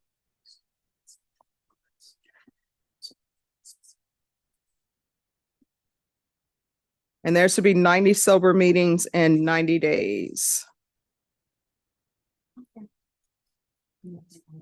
And no unsupervised contact with minors. Probation, is there anything else he needs? No, Judge. All right, and we're going to take in consideration NIMAC number 733735 and 2023 CR 7282. All right, is there anything else you need from the court in order to be successful? Yes. Yes, Can you go to SATA? that'll depend on TAP evaluation. If TAP says SATA, he can go to SATA. If it says SafeP, he's going to SafeP. All right, is there anything else you need? No. You're on probation. Is there anything else you need from the court in order to be successful? All right, I'm going to show you what's entitled Trial Court Certification of Defendant's Rights to Appeal. Did you review that with your attorney? Did you understand it? And did you sign it? All right, because this is a plea bargain agreement, because I followed your plea bargain agreement, and because you waive your right to appeal, you do not have the court's permission to appeal. Do you understand? All right, we can go off the record. In this court, to be successful on probation, communication is key. Stay in contact with your probation officer. If there's anything that you need that you feel as though they are not giving to you, you can come into court and we will discuss it. All right? Yes. All right. Good luck to you. Thank you. You're welcome. You need this one back for you. That's it. Sure. So it's not in here. Yeah, he got probation, but we have, so we'll have to kind of keep them back there. We're gonna have you back here to bring the paperwork and stuff. Norma? All right, could I see the remaining files?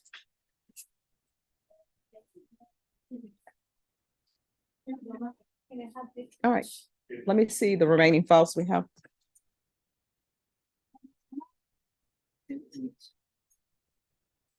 Joshua Espinosa is the only one, Judge, and I just have, everything else seems like it's been reset because I went through the whole docket. Now we have Kent Yates. I haven't written in that file. Where's the file on Kent Yates? Oh, it's in the back. It had a court date of Monday. Bring it back on Monday. Okay. And then, That's what I got from Lance's docket. Okay. The docket. and then Maldonado, I have that. That person did not appear. Oh, no, that one, he's not supposed to be here till November 16th. Oh, can you grab that file? Yeah, thank you. So that shouldn't have been on the docket. All right, and I think is that everyone? That's everyone. Okay. All right, everyone, we're taking about a 10-minute break so the court reporter can rest her hands a little bit. And then we will be back. All right. Yes. So we just, I mean, I'm sorry, you're taking a break too? No, no, no. Oh, okay. What's going on? Well. It's just. Adjourn. I mean, I do have my.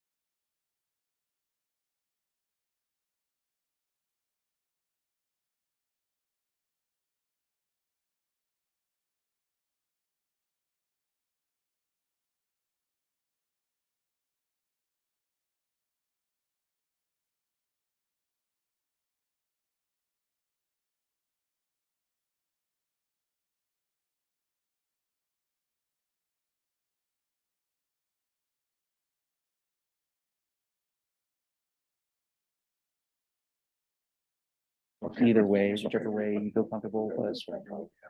And I'll Not completely. enough to at least get the packages. Sure. And then I'm gonna mark those two packages, and then we'll go from there. All right, are you all ready? Yeah, you guys, I'm make sure we didn't miss anything.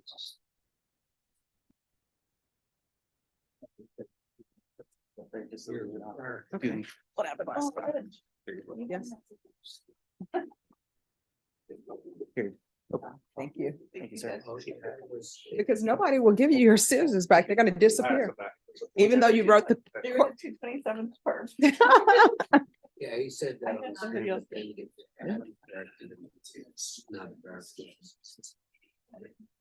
And Norma, Yes, ma'am. those cases there have been reset for Monday. Uh-huh. Because Charles Bunk starts the jury trial. Yes. Okay, So go ahead and reset them to what they were. Monday, the 27th. The 27th. That's fine. All right, are you all ready? Who else? All right, let's bring the jurors in. All right, for the jury, We need to be. here.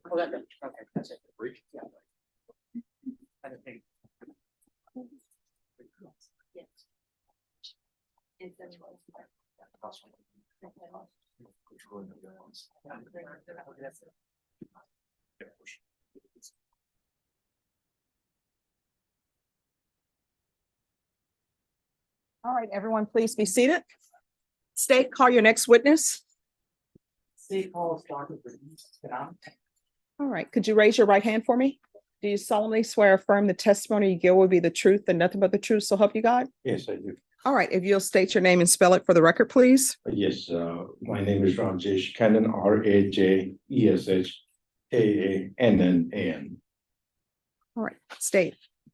Dr. Cannon, who do you currently work for? Yes, I currently work for the Nueces County Medical Examiner's Office in Corpus Christi. Have you previously worked in Bear County? Yes, sir, I did. And where did you work? As Deputy Medical Examiner at the Bear County ME office. And what type of education and training did you receive to become a medical examiner? Yes, to be a medical examiner, just like any other physician, I went to medical school, and after graduating from medical school, I did 4 years of training in pathology. And that was at Robert Wood Johnson University Hospital in New Jersey. And after completing 4 years, I did further specialization in forensic pathology, and that happened to be in Bear County or San Antonio ME office. And after doing this, after I would say 5 years after med school, I am board certified forensic pathology, meaning American Board of Pathology certified me. And can you explain to the jury, what is pathology? What is that? Yes, pathology is a general field where you study the diseases, and after pathology, what I specialize is forensic pathology, which is a specialty specifically deals with death investigation. And what goes into death investigation? Yes, medical legal death investigation is our specialty, where there are two main things we do, which is cause of death, why somebody died, and manner of it, how they died. And we do this in investigating the circumstances surrounding the death, and looking at the body, documenting the injuries. We are experts in interpreting injuries, and we do an autopsy and then formulate a report. Now, what do you do exactly when you perform an autopsy? Yes, forensic autopsy is a very complete, thorough autopsy, specific to the cause of death. And it's like a physical exam. When you go to a doctor, they look at top to bottom. We do the same, examine top to the bottom and document the injuries with photographs, and do an internal examination, which is examination of all the organs in the head, chest, abdomen, and document it. And also do a toxicology, which is study of poisons in the blood. So I want to direct your attention to this case. Did you perform an autopsy in this case? do you have the number? Yes, what, I guess, medical examiner office number, is associated with this case? Yes, it's 2022-0881. And when did you perform this autopsy? This was done on the decedent's name. Do you want the name? No, I said, when did you perform When? the autopsy? Okay, it was done on April the 1st, 2022. And who did you perform this autopsy on? Yes, the decedent was Avante, Avante, Boyce, Boyce. And what injuries did you observe while performing the autopsy? Yes, we look at the body as a whole, and in this case, I did notice that he was a young male of 19 years of age, and he had evidence of intervention at the hospital, meaning they tried to revive him. There was evidence of tubes protruding from the mouth and chest tubes to draw blood from the chest. And after documenting all that, I did find evidence of injury. And what evidence of injury did you find? Yes, the two main evidence of injury were two gunshot wounds on the body. I'm gonna show you what's been marked as state exhibits number 32 and 33. Do you recognize these?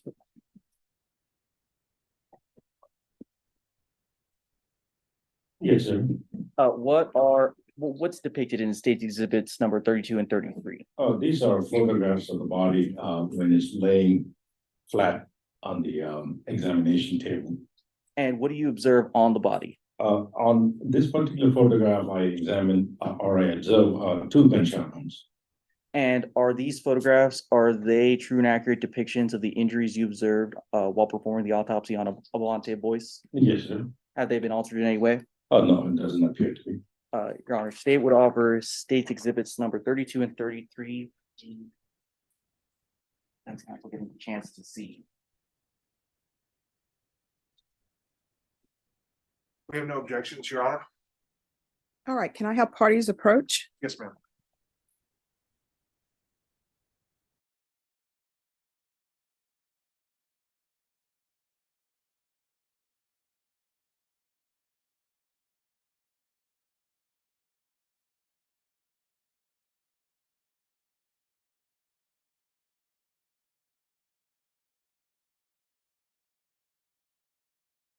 Number 32 and 33 are admitted without objection.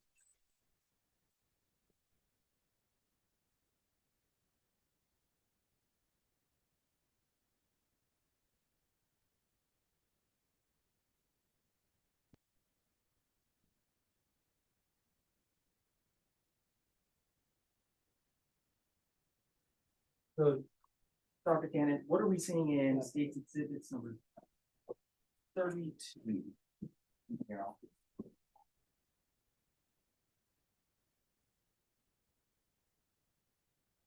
what are we seeing? Is there a pointer or something? Or If you would like to stand up and come to the well so that you could point on the photograph. or I can describe it. So what we are saying is the photograph when the decedent is lying on the stomach, and you see the upper end of the body on the left side, lower end with the thighs on the right side, and in between the two, what you see is two holes, and these are defects from gunshot wounds, and these are gunshot wound entry, meaning where the bullets entered the body. There is one at the edge of the lower back, and one on the left top side of the button. And while performing the autopsy, did you make any diagrams? Yes, I do what is called a body diagram, which depicts the individual standing front and back and mark the site of entry wound. It's to help in this particular case to explain to the members of the jury. And I'm going to show you what's been marked as state exhibit number 34. Do you recognize this? Yes, sir. What is this? These are body diagrams on case number 22-0881, depicting the gunshot wounds. And are you the individual who created this diagram? Yes, sir. And is it a true and accurate copy of the diagram you created? Yes. And has it been altered in any way? No. Your Honor, state would offer state's exhibit number 34 and will tender to defense for inspection.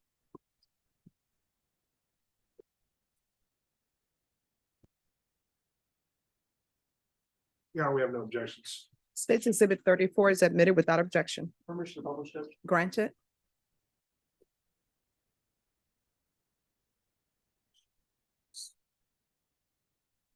And what are we seeing on state's exhibit number 34? Yes, so what we see is the body diagram, so this is called an anatomical position, meaning this is a very standard position when we examine with the palms facing forward and with the person standing facing palms forward. And so in diagram, which is facing the back, shows two defects marked GSW number 1 and number 2. So those are the entry gunshot wounds which we saw in the photograph. And so so you marked these injuries on the diagram? Yes, sir. And so the upper one was marked gunshot wound 1, That's right. and then the lower one is gunshot wound 2. Yes, sir. So let's talk about both these wounds. Let's start with gunshot wound number 1. What occurred in gunshot wound number 1? Yes, these are gunshot wounds which are distant, meaning there is no evidence of close range fire, meaning the gun is further away from the body. So the entrance number 1 causes the major damage in this case. And in this particular case, it perforates the intestines and also causes damage or transection, which means completely cut iliac artery, which is ILIAC artery, which is one of the main vessel in the abdomen, and then it divides into 2. So on the right side, it gets that particular artery, which is a major supplier. And this results in extensive spillage of blood into the abdomen. And you said pump this blood into the abdomen. What would that result in? It's in this particular case, it's about 1.5 liters of blood. So that means it's going to result in shock. The body is going to shut down, and the decedent will eventually die. And how quickly would how long would it take for shock to set That's pretty quick. So what do you mean by quick? I mean, in a young individual, it could be a matter of seconds or a minute. And how would this wound have been fatal? Yes, if proper attention is not given, meaning you need to rush them to the OR and they need to tie the vessel and give lots of blood, and even then they may not make it. So let's move on to gunshot wound number 2. What occurred with gunshot wound number 2? Yeah, that's in the upper part of the buttock, and this one does not cause any major damage, meaning it just perforates the muscles in the buttock without any blood vessel injury, and then comes to rest, which I recovered as fragments of bullets. So, in your opinion, was this going to be a fatal wound? Among the 2, this one does not appear to be provided. It can bleed too, but if you give proper care, it should not be. So based off your training experience, it would have been gunshot wound number 1 that would have been fatal. Yes, sir. So I also wanted to ask, were there any exit wounds that you observed? Not in this case, because both the wounds resulted in a bullet being in the body, which I recovered both of them. And based off of that, so there's only entry wounds. Correct. So can you determine from what direction the gunshot came from? Yes, but again, my determination is based on my examination of the decedent lying on the table, just like I showed the anatomical position. So that doesn't mean that's exactly how the decedent was at the time of shooting occurred. In my examination, it's going in the number 1 is going in back to front directions downwards, and in a left to right direction. So the gunshot would come from the left. Yes, sir. And did you recover any type of projectiles while conducting this autopsy? Yes, I recovered 2 projectiles from both the gunshot wounds. I'm gonna show you what's being marked as state exhibits number 35, 36, 37, and 38. What are these photographs of?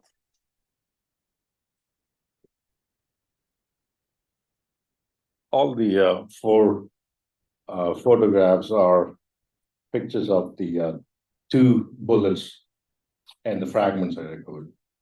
So in states exhibits number 35 and 36, are these 2 photos, are they of the same bullet? It's of the same bullet in different front and back. And states exhibit number 37 and 38, is that a different bullet? Yes, a different bullet depicting the same in different sides.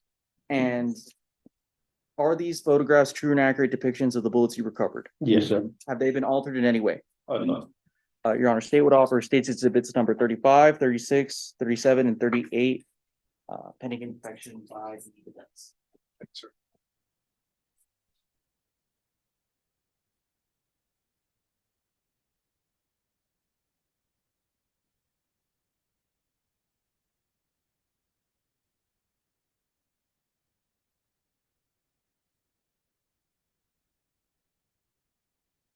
Since no objection says to states exhibits 35, 36, 37, and 38. All right, states exhibits 35, 36, 37, and 38 are admitted without objection. Granted. I'm showing states exhibit number 35. Is this the first bullet fragment? Yes, it's one of the bullets I recovered. And states exhibit number 36. It's the same in a different side. And where did this bullet come from? States exhibit number 36. This one is recovered from the lower gunshot wound in the body. So gunshot wound number 2. Correct, yeah. And then states exhibit number 37 and 38. Where were those bullets recovered from? Or that bullet, sorry. This bullet is almost intact, but it's slightly open. And this is recovered traveling from left to right and ended up traversing the abdomen, causing all the injuries and lodges in the right thigh close to the hip joint. Now finally, sir, I'm going to show you what's been previously marked in state exhibit number 18. Do you recognize this? Yes, sir. What is this a photograph of? This is a photograph, what we call an ID chart, which is identification. And every case which comes to the office gets this, and bottom of the picture has a number which is specific to this particular case. And so that number at the bottom of the photo, it matches to this specific case? Yes, it's 2022-0881. And is this a true and accurate depiction of the person you performed the autopsy on? Yes, sir. Has it been altered in any way? No. Your Honor, state would offer states exhibit number 18. No objections, Your Honor. States exhibit number 18 is admitted without objection. And permission to publish it? Granted. So finally, sir, there's a package in front of you. It's been marked states exhibit number 31.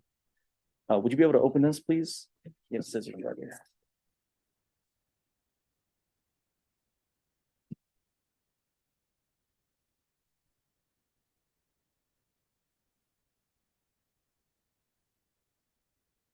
Your Honor, may I approach Yes, up there just so it's easier for us to see? yes, of Thank you, course. Judge.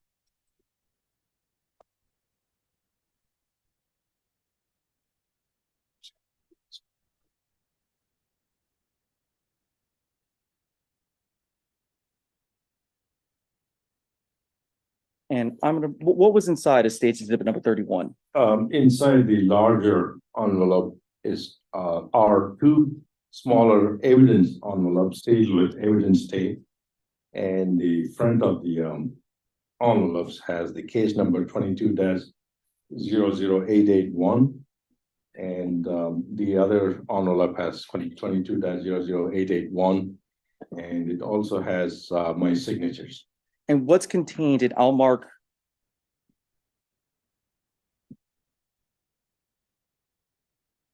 Oh, is what's marked as State's Exhibit number 31A. Does it say where this will, or what's inside? Yes, it says projectile fragment from left button. And then State's Exhibit number 31B, does it say what's inside? Yes, sir. It says projectile from right hip. And are these the projectiles that you recovered while performing the autopsy? Yes. Yes, And I know you haven't opened them up. Is it because they're in fragments? yes, some of them are in fragments. Your Honor, State would offer State's Exhibits number 31, 31A, and 31B. We have no objections as to those three, Your Honor. All right. State's Exhibit 31, 31A, and 31B are admitted without objection.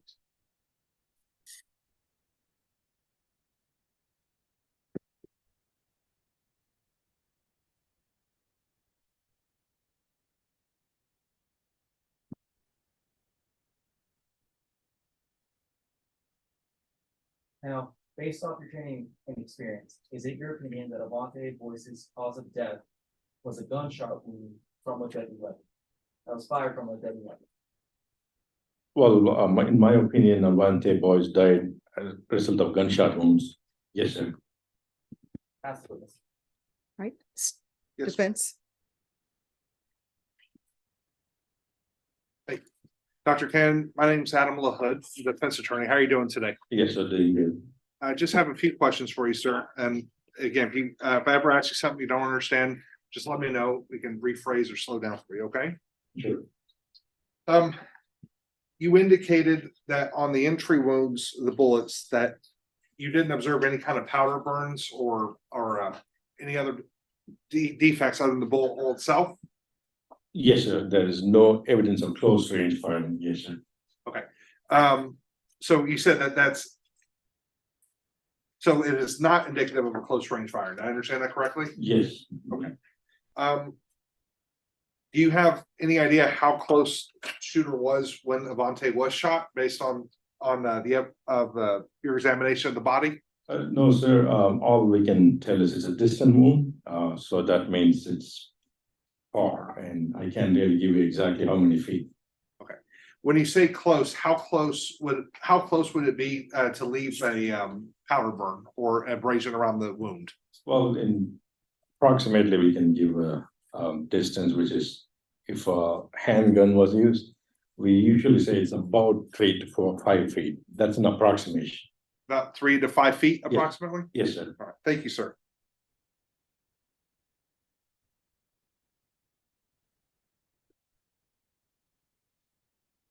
Just 1 minute, sir. I'm sorry.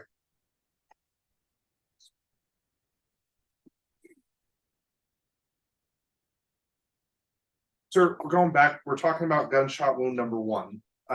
You said that it perforated the iliac artery. Did I say that correctly? Iliac, yes, sir. Say it again. I'm sorry. Iliac. Iliac. My apologies. Medical terminology isn't my strong suit. What is the iliac artery, sir? Yes, so like I explained before, so the abdomen has a main artery running in the middle called the aorta, which is aorta, and that branches into 2 right above the leg. And one of them is the right iliac, which is ILIAC artery, other one is a left. And that goes and supplies to the right leg and left leg. So basically, that's one of the main arteries that provides blood to the legs. Yes, it's just before the leg. Okay, sir.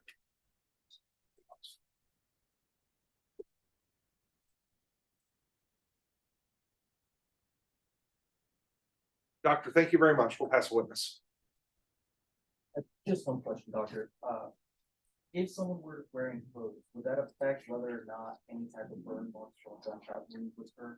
Yes, it can, but most of the time, sometimes if the weapon is so close, it can still, the powder grains are so hot when it comes from the muzzle end of the gun, it can still penetrate and leave some mark. And yes, you're right, it can filter off some of them, but not all of them.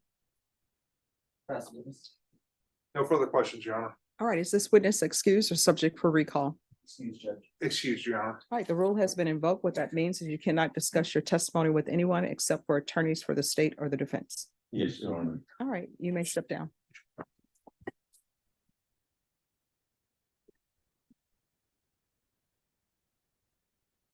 All right, state, call your next witness. The state calls Holly Gordon.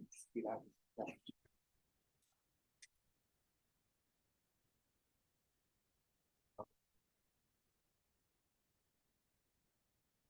Do you think- Sounds like he left. Okay.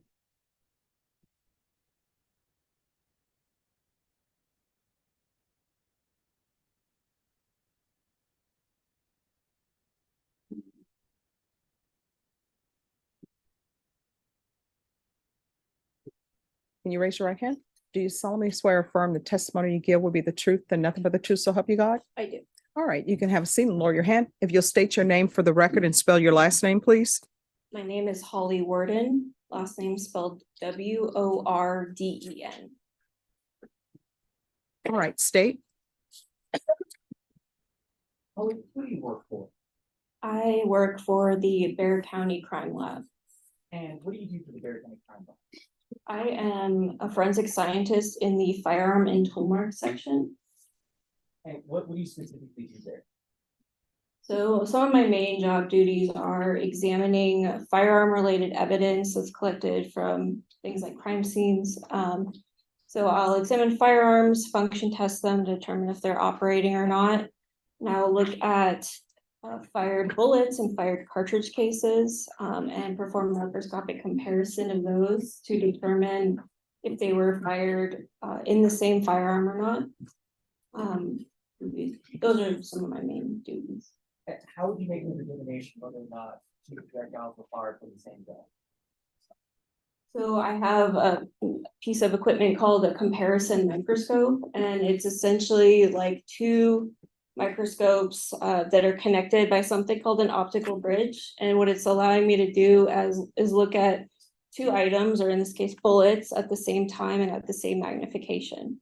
And I'm looking at tool marks that are left on the bullet from a firearm that fired them. Each firearm has its own pattern or signature of tool marks that are left on the bullet.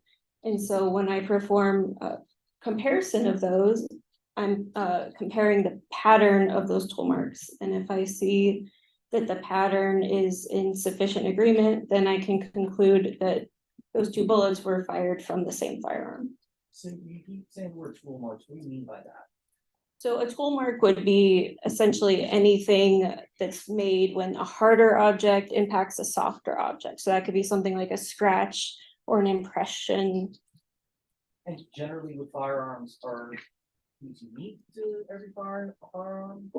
Yes, so every firearm has its own signature, own pattern of tool marks that are left. So if you had firearms that were even consecutively made on the same equipment, based on the manufacturing process, there's microscopic irregularities that are made on that firearm that leave different patterns on a bullet or on a fired cartridge case.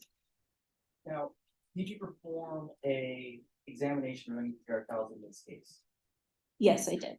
And under what case number did this fall? So our laboratory has a CIL number, or a criminal investigation laboratory number, and that is a number that our laboratory generates when submissions come in from different agencies. And so the CIL number for this case was 22-03458. And how many projectiles did you examine? I had two. What's already been entered as state exhibits number 31A and 31B. Do you recognize these packages? Yes, I do. What are these packages? These are envelopes that I received. I recognize the CIL number, the item number I placed on them, my initials, and the date that I would have opened these packages. And what examination did you perform on these projectiles? So essentially, I would have examined them, filled out a worksheet that has various items that I document. So I would be examining the bullets for their caliber. I would be taking measurements of them, determining what type of rifling characteristics are on them or markings that the barrel of a firearm would leave on the bullets. And besides that, I would also have performed the microscopic comparison of both of these items to each other.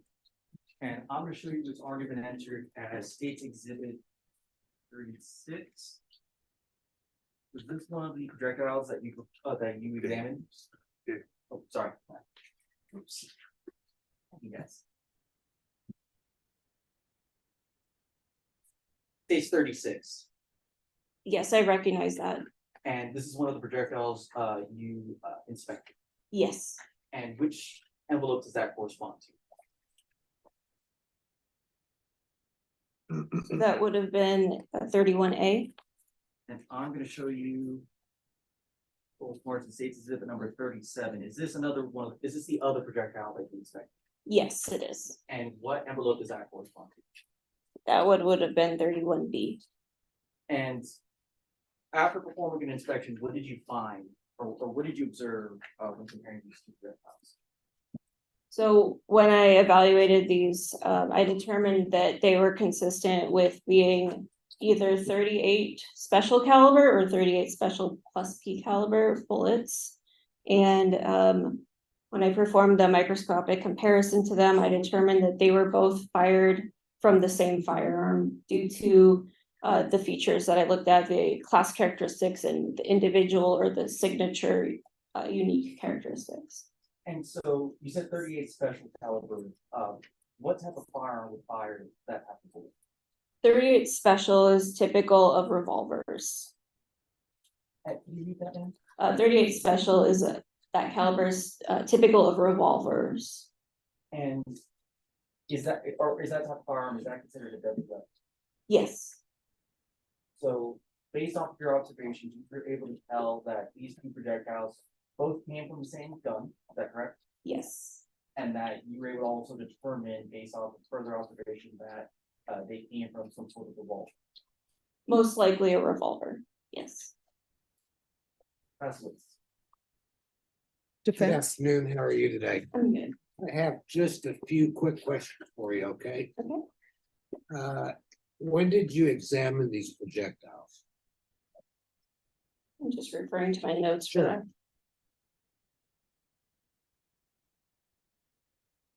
It looks to be that I started on October 27th of 2022 and generated my report on October 28th, 2022. So this would have been sometime after the alleged incident where these items were recovered, As far as I know, yes. as far as you know, okay? Now, your analysis is on projectiles, but you can also analyze, say, shell casings, right? Yes, I can. For example, if shell casings are fired from the same weapon, they would have the same marks, the same indicators that they were fired from the same weapon, right? Yes. Okay. Go ahead and tell the jury what some of those things are, those marks. So if I had looked at a fired cartridge case, which is this part of the piece of ammunition, this is a demonstrative aid. So this is also loaded in the firearm, and markings on this are from things like the firing pin of the firearm. And the markings also come from the area around the firing pin called the breech face. May I approach the witness? Yes. Your Honor? Glad you brought that, because that's gonna help. In analyzing the markings on the bullets, the muzzle of the weapon has certain striations, certain dents in it, correct? Yes. And that's part of the evidence that you use to determine if it's the same weapon, right? Correct. Okay, and that's what you did in this case. Yes, with the bullets. Okay, and I know this doesn't have the markings in it, the grooves that we call them. And there's a lot of ladies here, and I'm not sure if any of them looked down the barrel of a gun before. But could you explain what those grooves are for? So just to be clear, this isn't a barrel, this is a cartridge case, but for a barrel of a firearm, the grooves that are cut in the barrel help the bullet be stable in flight. Right. So as the bullet passes through the barrel, it spins, it imparts spin on it, and that keeps it stable in flight. Similar to if you were to throw a football, the football kind of spins versus tumbling. If it tumbled, it wouldn't be as accurate. Okay. And the whole purpose of that is to give the bullet greater stability. Yes. Now,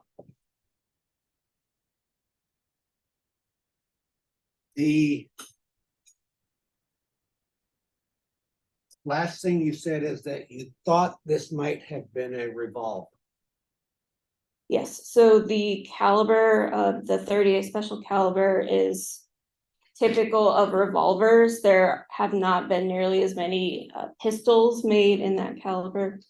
And it's typically associated with being a type of revolver ammunition. Okay, now 38 is just the caliber, that's the size, the dimension of the bullet, right? Yes, it's the name of it. It's close to that amount in inches. Different cartridges, the names of them are a little complicated with how they came up with them, but it relates to a certain size of the firearm barrel. Yeah, and just to make sure that the jury understands this, a 22 caliber bullet is going to be a smaller bullet, say, than a 44 caliber bullet. Yes. Okay. And the 38 is basically the same size as a 9mm bullet, right? They're pretty close in size. There's very, very slight difference, but very, very close. And when you say revolver, that is a guess on your part, but you don't have anything specific to say that, do you? To say specifically a revolver. So when I looked at these bullets, I took measurements of the impressions that the grooves of the barrel would have left. And I searched a database, and that database gives me a list of possible firearms that have those same dimensions that were on this bullet. That those firearms have the same groove dimensions. And the list was, the majority of them were revolvers. There were a few pistols listed, but those are very uncommon pistols that are on there. One last question. If someone described as a gun as an old Western gun, that's generally a revolver, right? That's typically what I would think of if I thought of a Western gun. Ask the witness, Your Honor. State? Nothing to say. All right, is this witness excused or subject to recall? Excuse Your Honor. Excuse, Your Honor. Thank you. Rule has been invoked. What that means is you cannot discuss your testimony with anyone. The only persons you're allowed to speak to are attorneys for the state or the defense. All right, thank you. You may step down. State, call your next witness.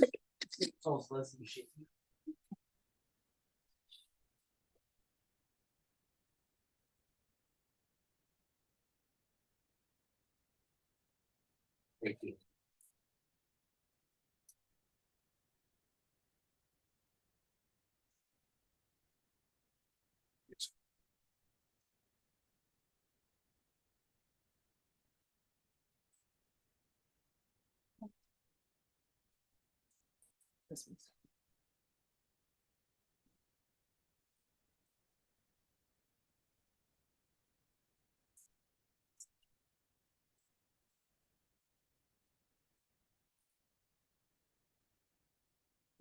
All right, thank you, and thank you. All right, can you raise your right hand? Do you solemnly swear or affirm the testimony you give will be the truth, and nothing but the truth, so help you God? I do. All right, you can lower your hand, have a seat. If you'll state your name for the record and spell your last name, please.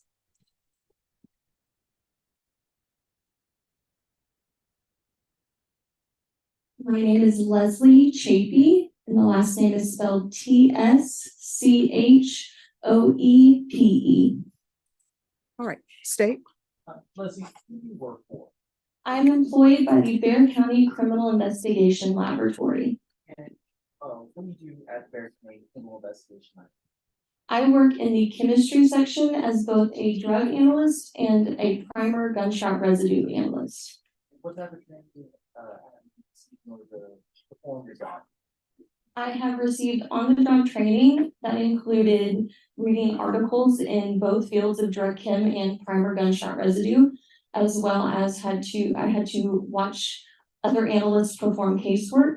I then had to complete a written exam, then I had to complete an oral exam, as well as then supervise casework before being allowed to do independent casework.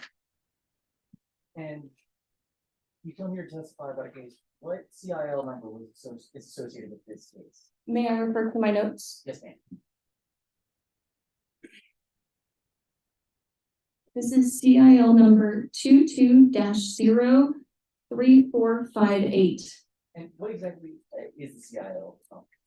The CIL number, it stands for Criminal Investigation Laboratory Number, and that is a unique number that is assigned to a case when it enters our laboratory. So when an agency comes and drops off a case, that specific agency case will then receive its own unique CIL number. So anything proceeding under that case would be associated with the CIL. Correct. And what examination did you perform in this case? I performed primer gunshot residue analysis testing. And can you explain to the jury what is gunshot residue? Yes, may I use a demonstrative aid? Yes, ma'am.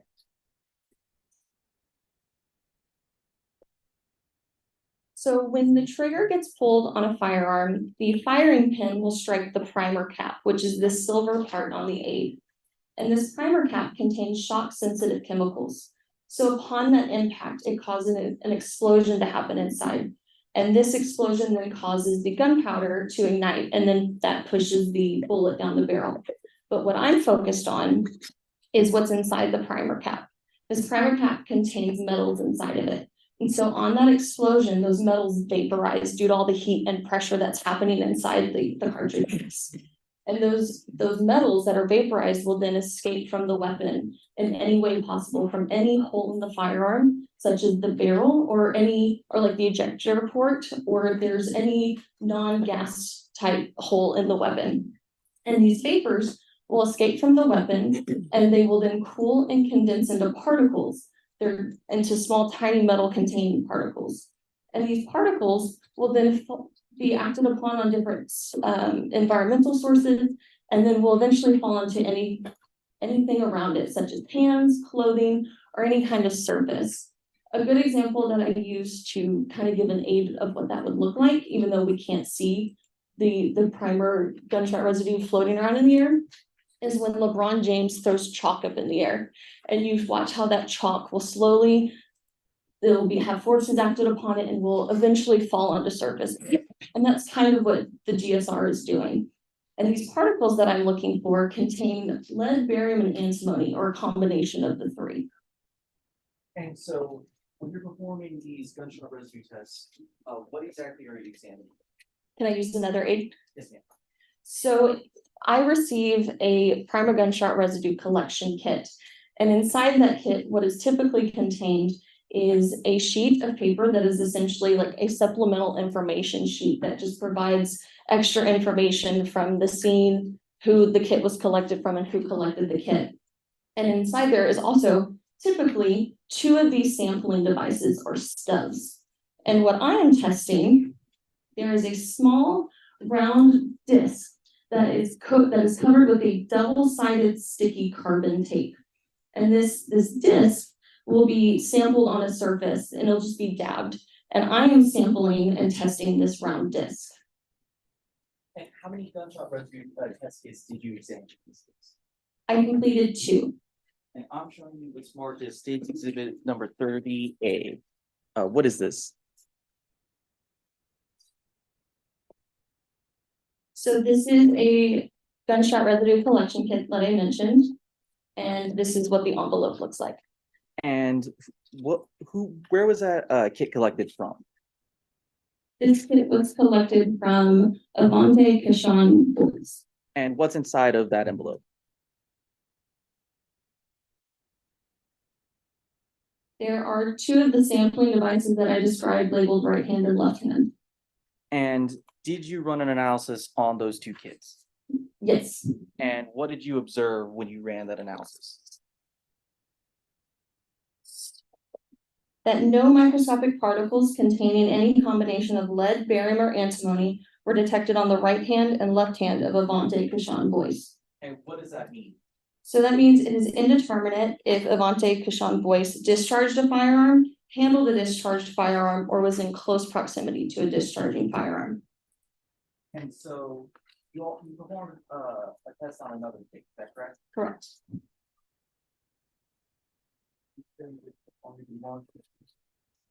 State's exhibit number 25A. Do you recognize this? Yes, And what is this? this is the second kit that I ran an analysis on. And what, at least on the outside, what was that run on?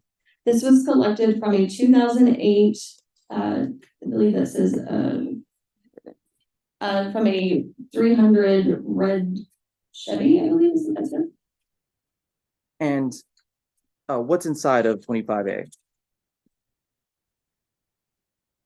There is also 2 sampling devices or stubs. And did you run an analysis on that? Yes. And what did that analysis show? That 1 microscopic particle containing lead, barium, and antimony, and 1 microscopic particle containing lead and antimony were detected on the GSR sampling device labeled headliner in item 3-1, and then 6 microscopic particles containing lead, barium, and antimony, 3 microscopic particles containing lead and antimony, and 1 microscopic particle containing lead and barium were detected on the GSR sampling device labeled front seats in item 3-1. And what does that indicate? So that means based on the morphology and the elemental composition of these particles, the vehicle sampled in item 3-1 may have been in contact with a discharged firearm or in close proximity to a discharging firearm. All right, defense. Yes, of course. How are you doing today, ma'am? Good, how about yourself? Doing well, thank you. Just have a few questions for you. You said that you examined the GSR swabs that were done on Avante Boyce's left and right hands, and it was indeterminate if he was discharged a firearm, handled discharge firearm, or was close to a discharging firearm. Is that correct? Correct. And you said that you did recover possible GSR indicators from the inside of the red Chrysler 300, correct? Correct, Chrysler. I'm sorry, I misspoke earlier. Oh, not a problem. I think you said Chevy earlier. Yes, I'm sorry, it was abbreviated. I'm sorry. It's not a problem. If something isn't washed away, Mhm. how long do GSR particles typically stay on a contact surface? So there are many different factors. For example, in a vehicle, if it is on surfaces that are commonly touched, that can cause GSR to be lost. If it's a surface that doesn't typically get exposure or doesn't get contacted with a lot, I can't give a time of how long it can stay, but it can last. It can last? Mhm. Okay. Can you tell, based upon your examination, how long the GSR particles may have been located in the 300 Chrysler? Can I look at my notes from the collection kit?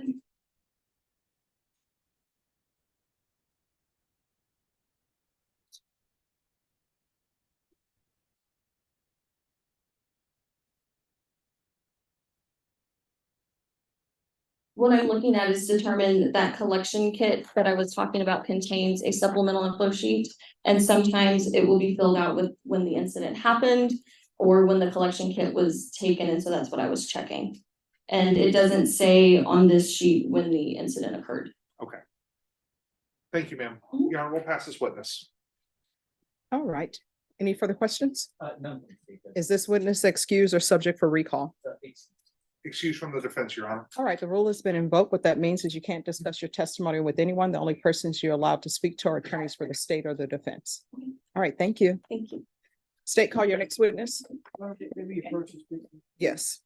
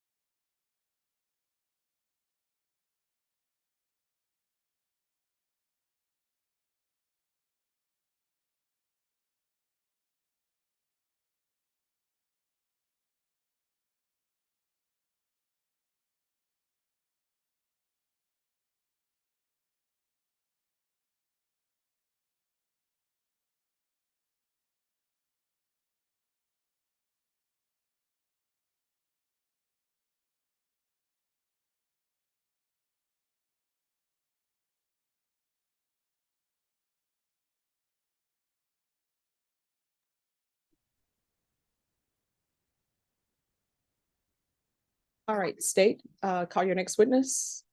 You're up at this time, the state doesn't have any additional witnesses for today. And All right. ready to proceed from there. And then after today, you'll have just one remaining witness? One remaining witness, yes, Your Honor. Okay. All right, ladies and gentlemen, we're going to stop at this point. You will come back on Monday, and Monday at 1:30 will start at 1:30. Does everyone understand? Yes. All right, so here are my instructions. You are not to do your own investigation. You are not to view anything, be it social media, on the news. Review anything that is not happening in this courtroom. Does everyone understand? So everything that you need to know about this case is to come from inside this courtroom and nowhere else. You're not to start deliberating amongst yourself or either internally. Does everyone understand? All right, we can go off the record. So Friday is a holiday. So enjoy that. If you have any veterans in your family, as I do, I know a lot of people do, tell them thank you. All right, so everyone have a great weekend and we will see you back on Monday. Everyone, please rise for the jurors.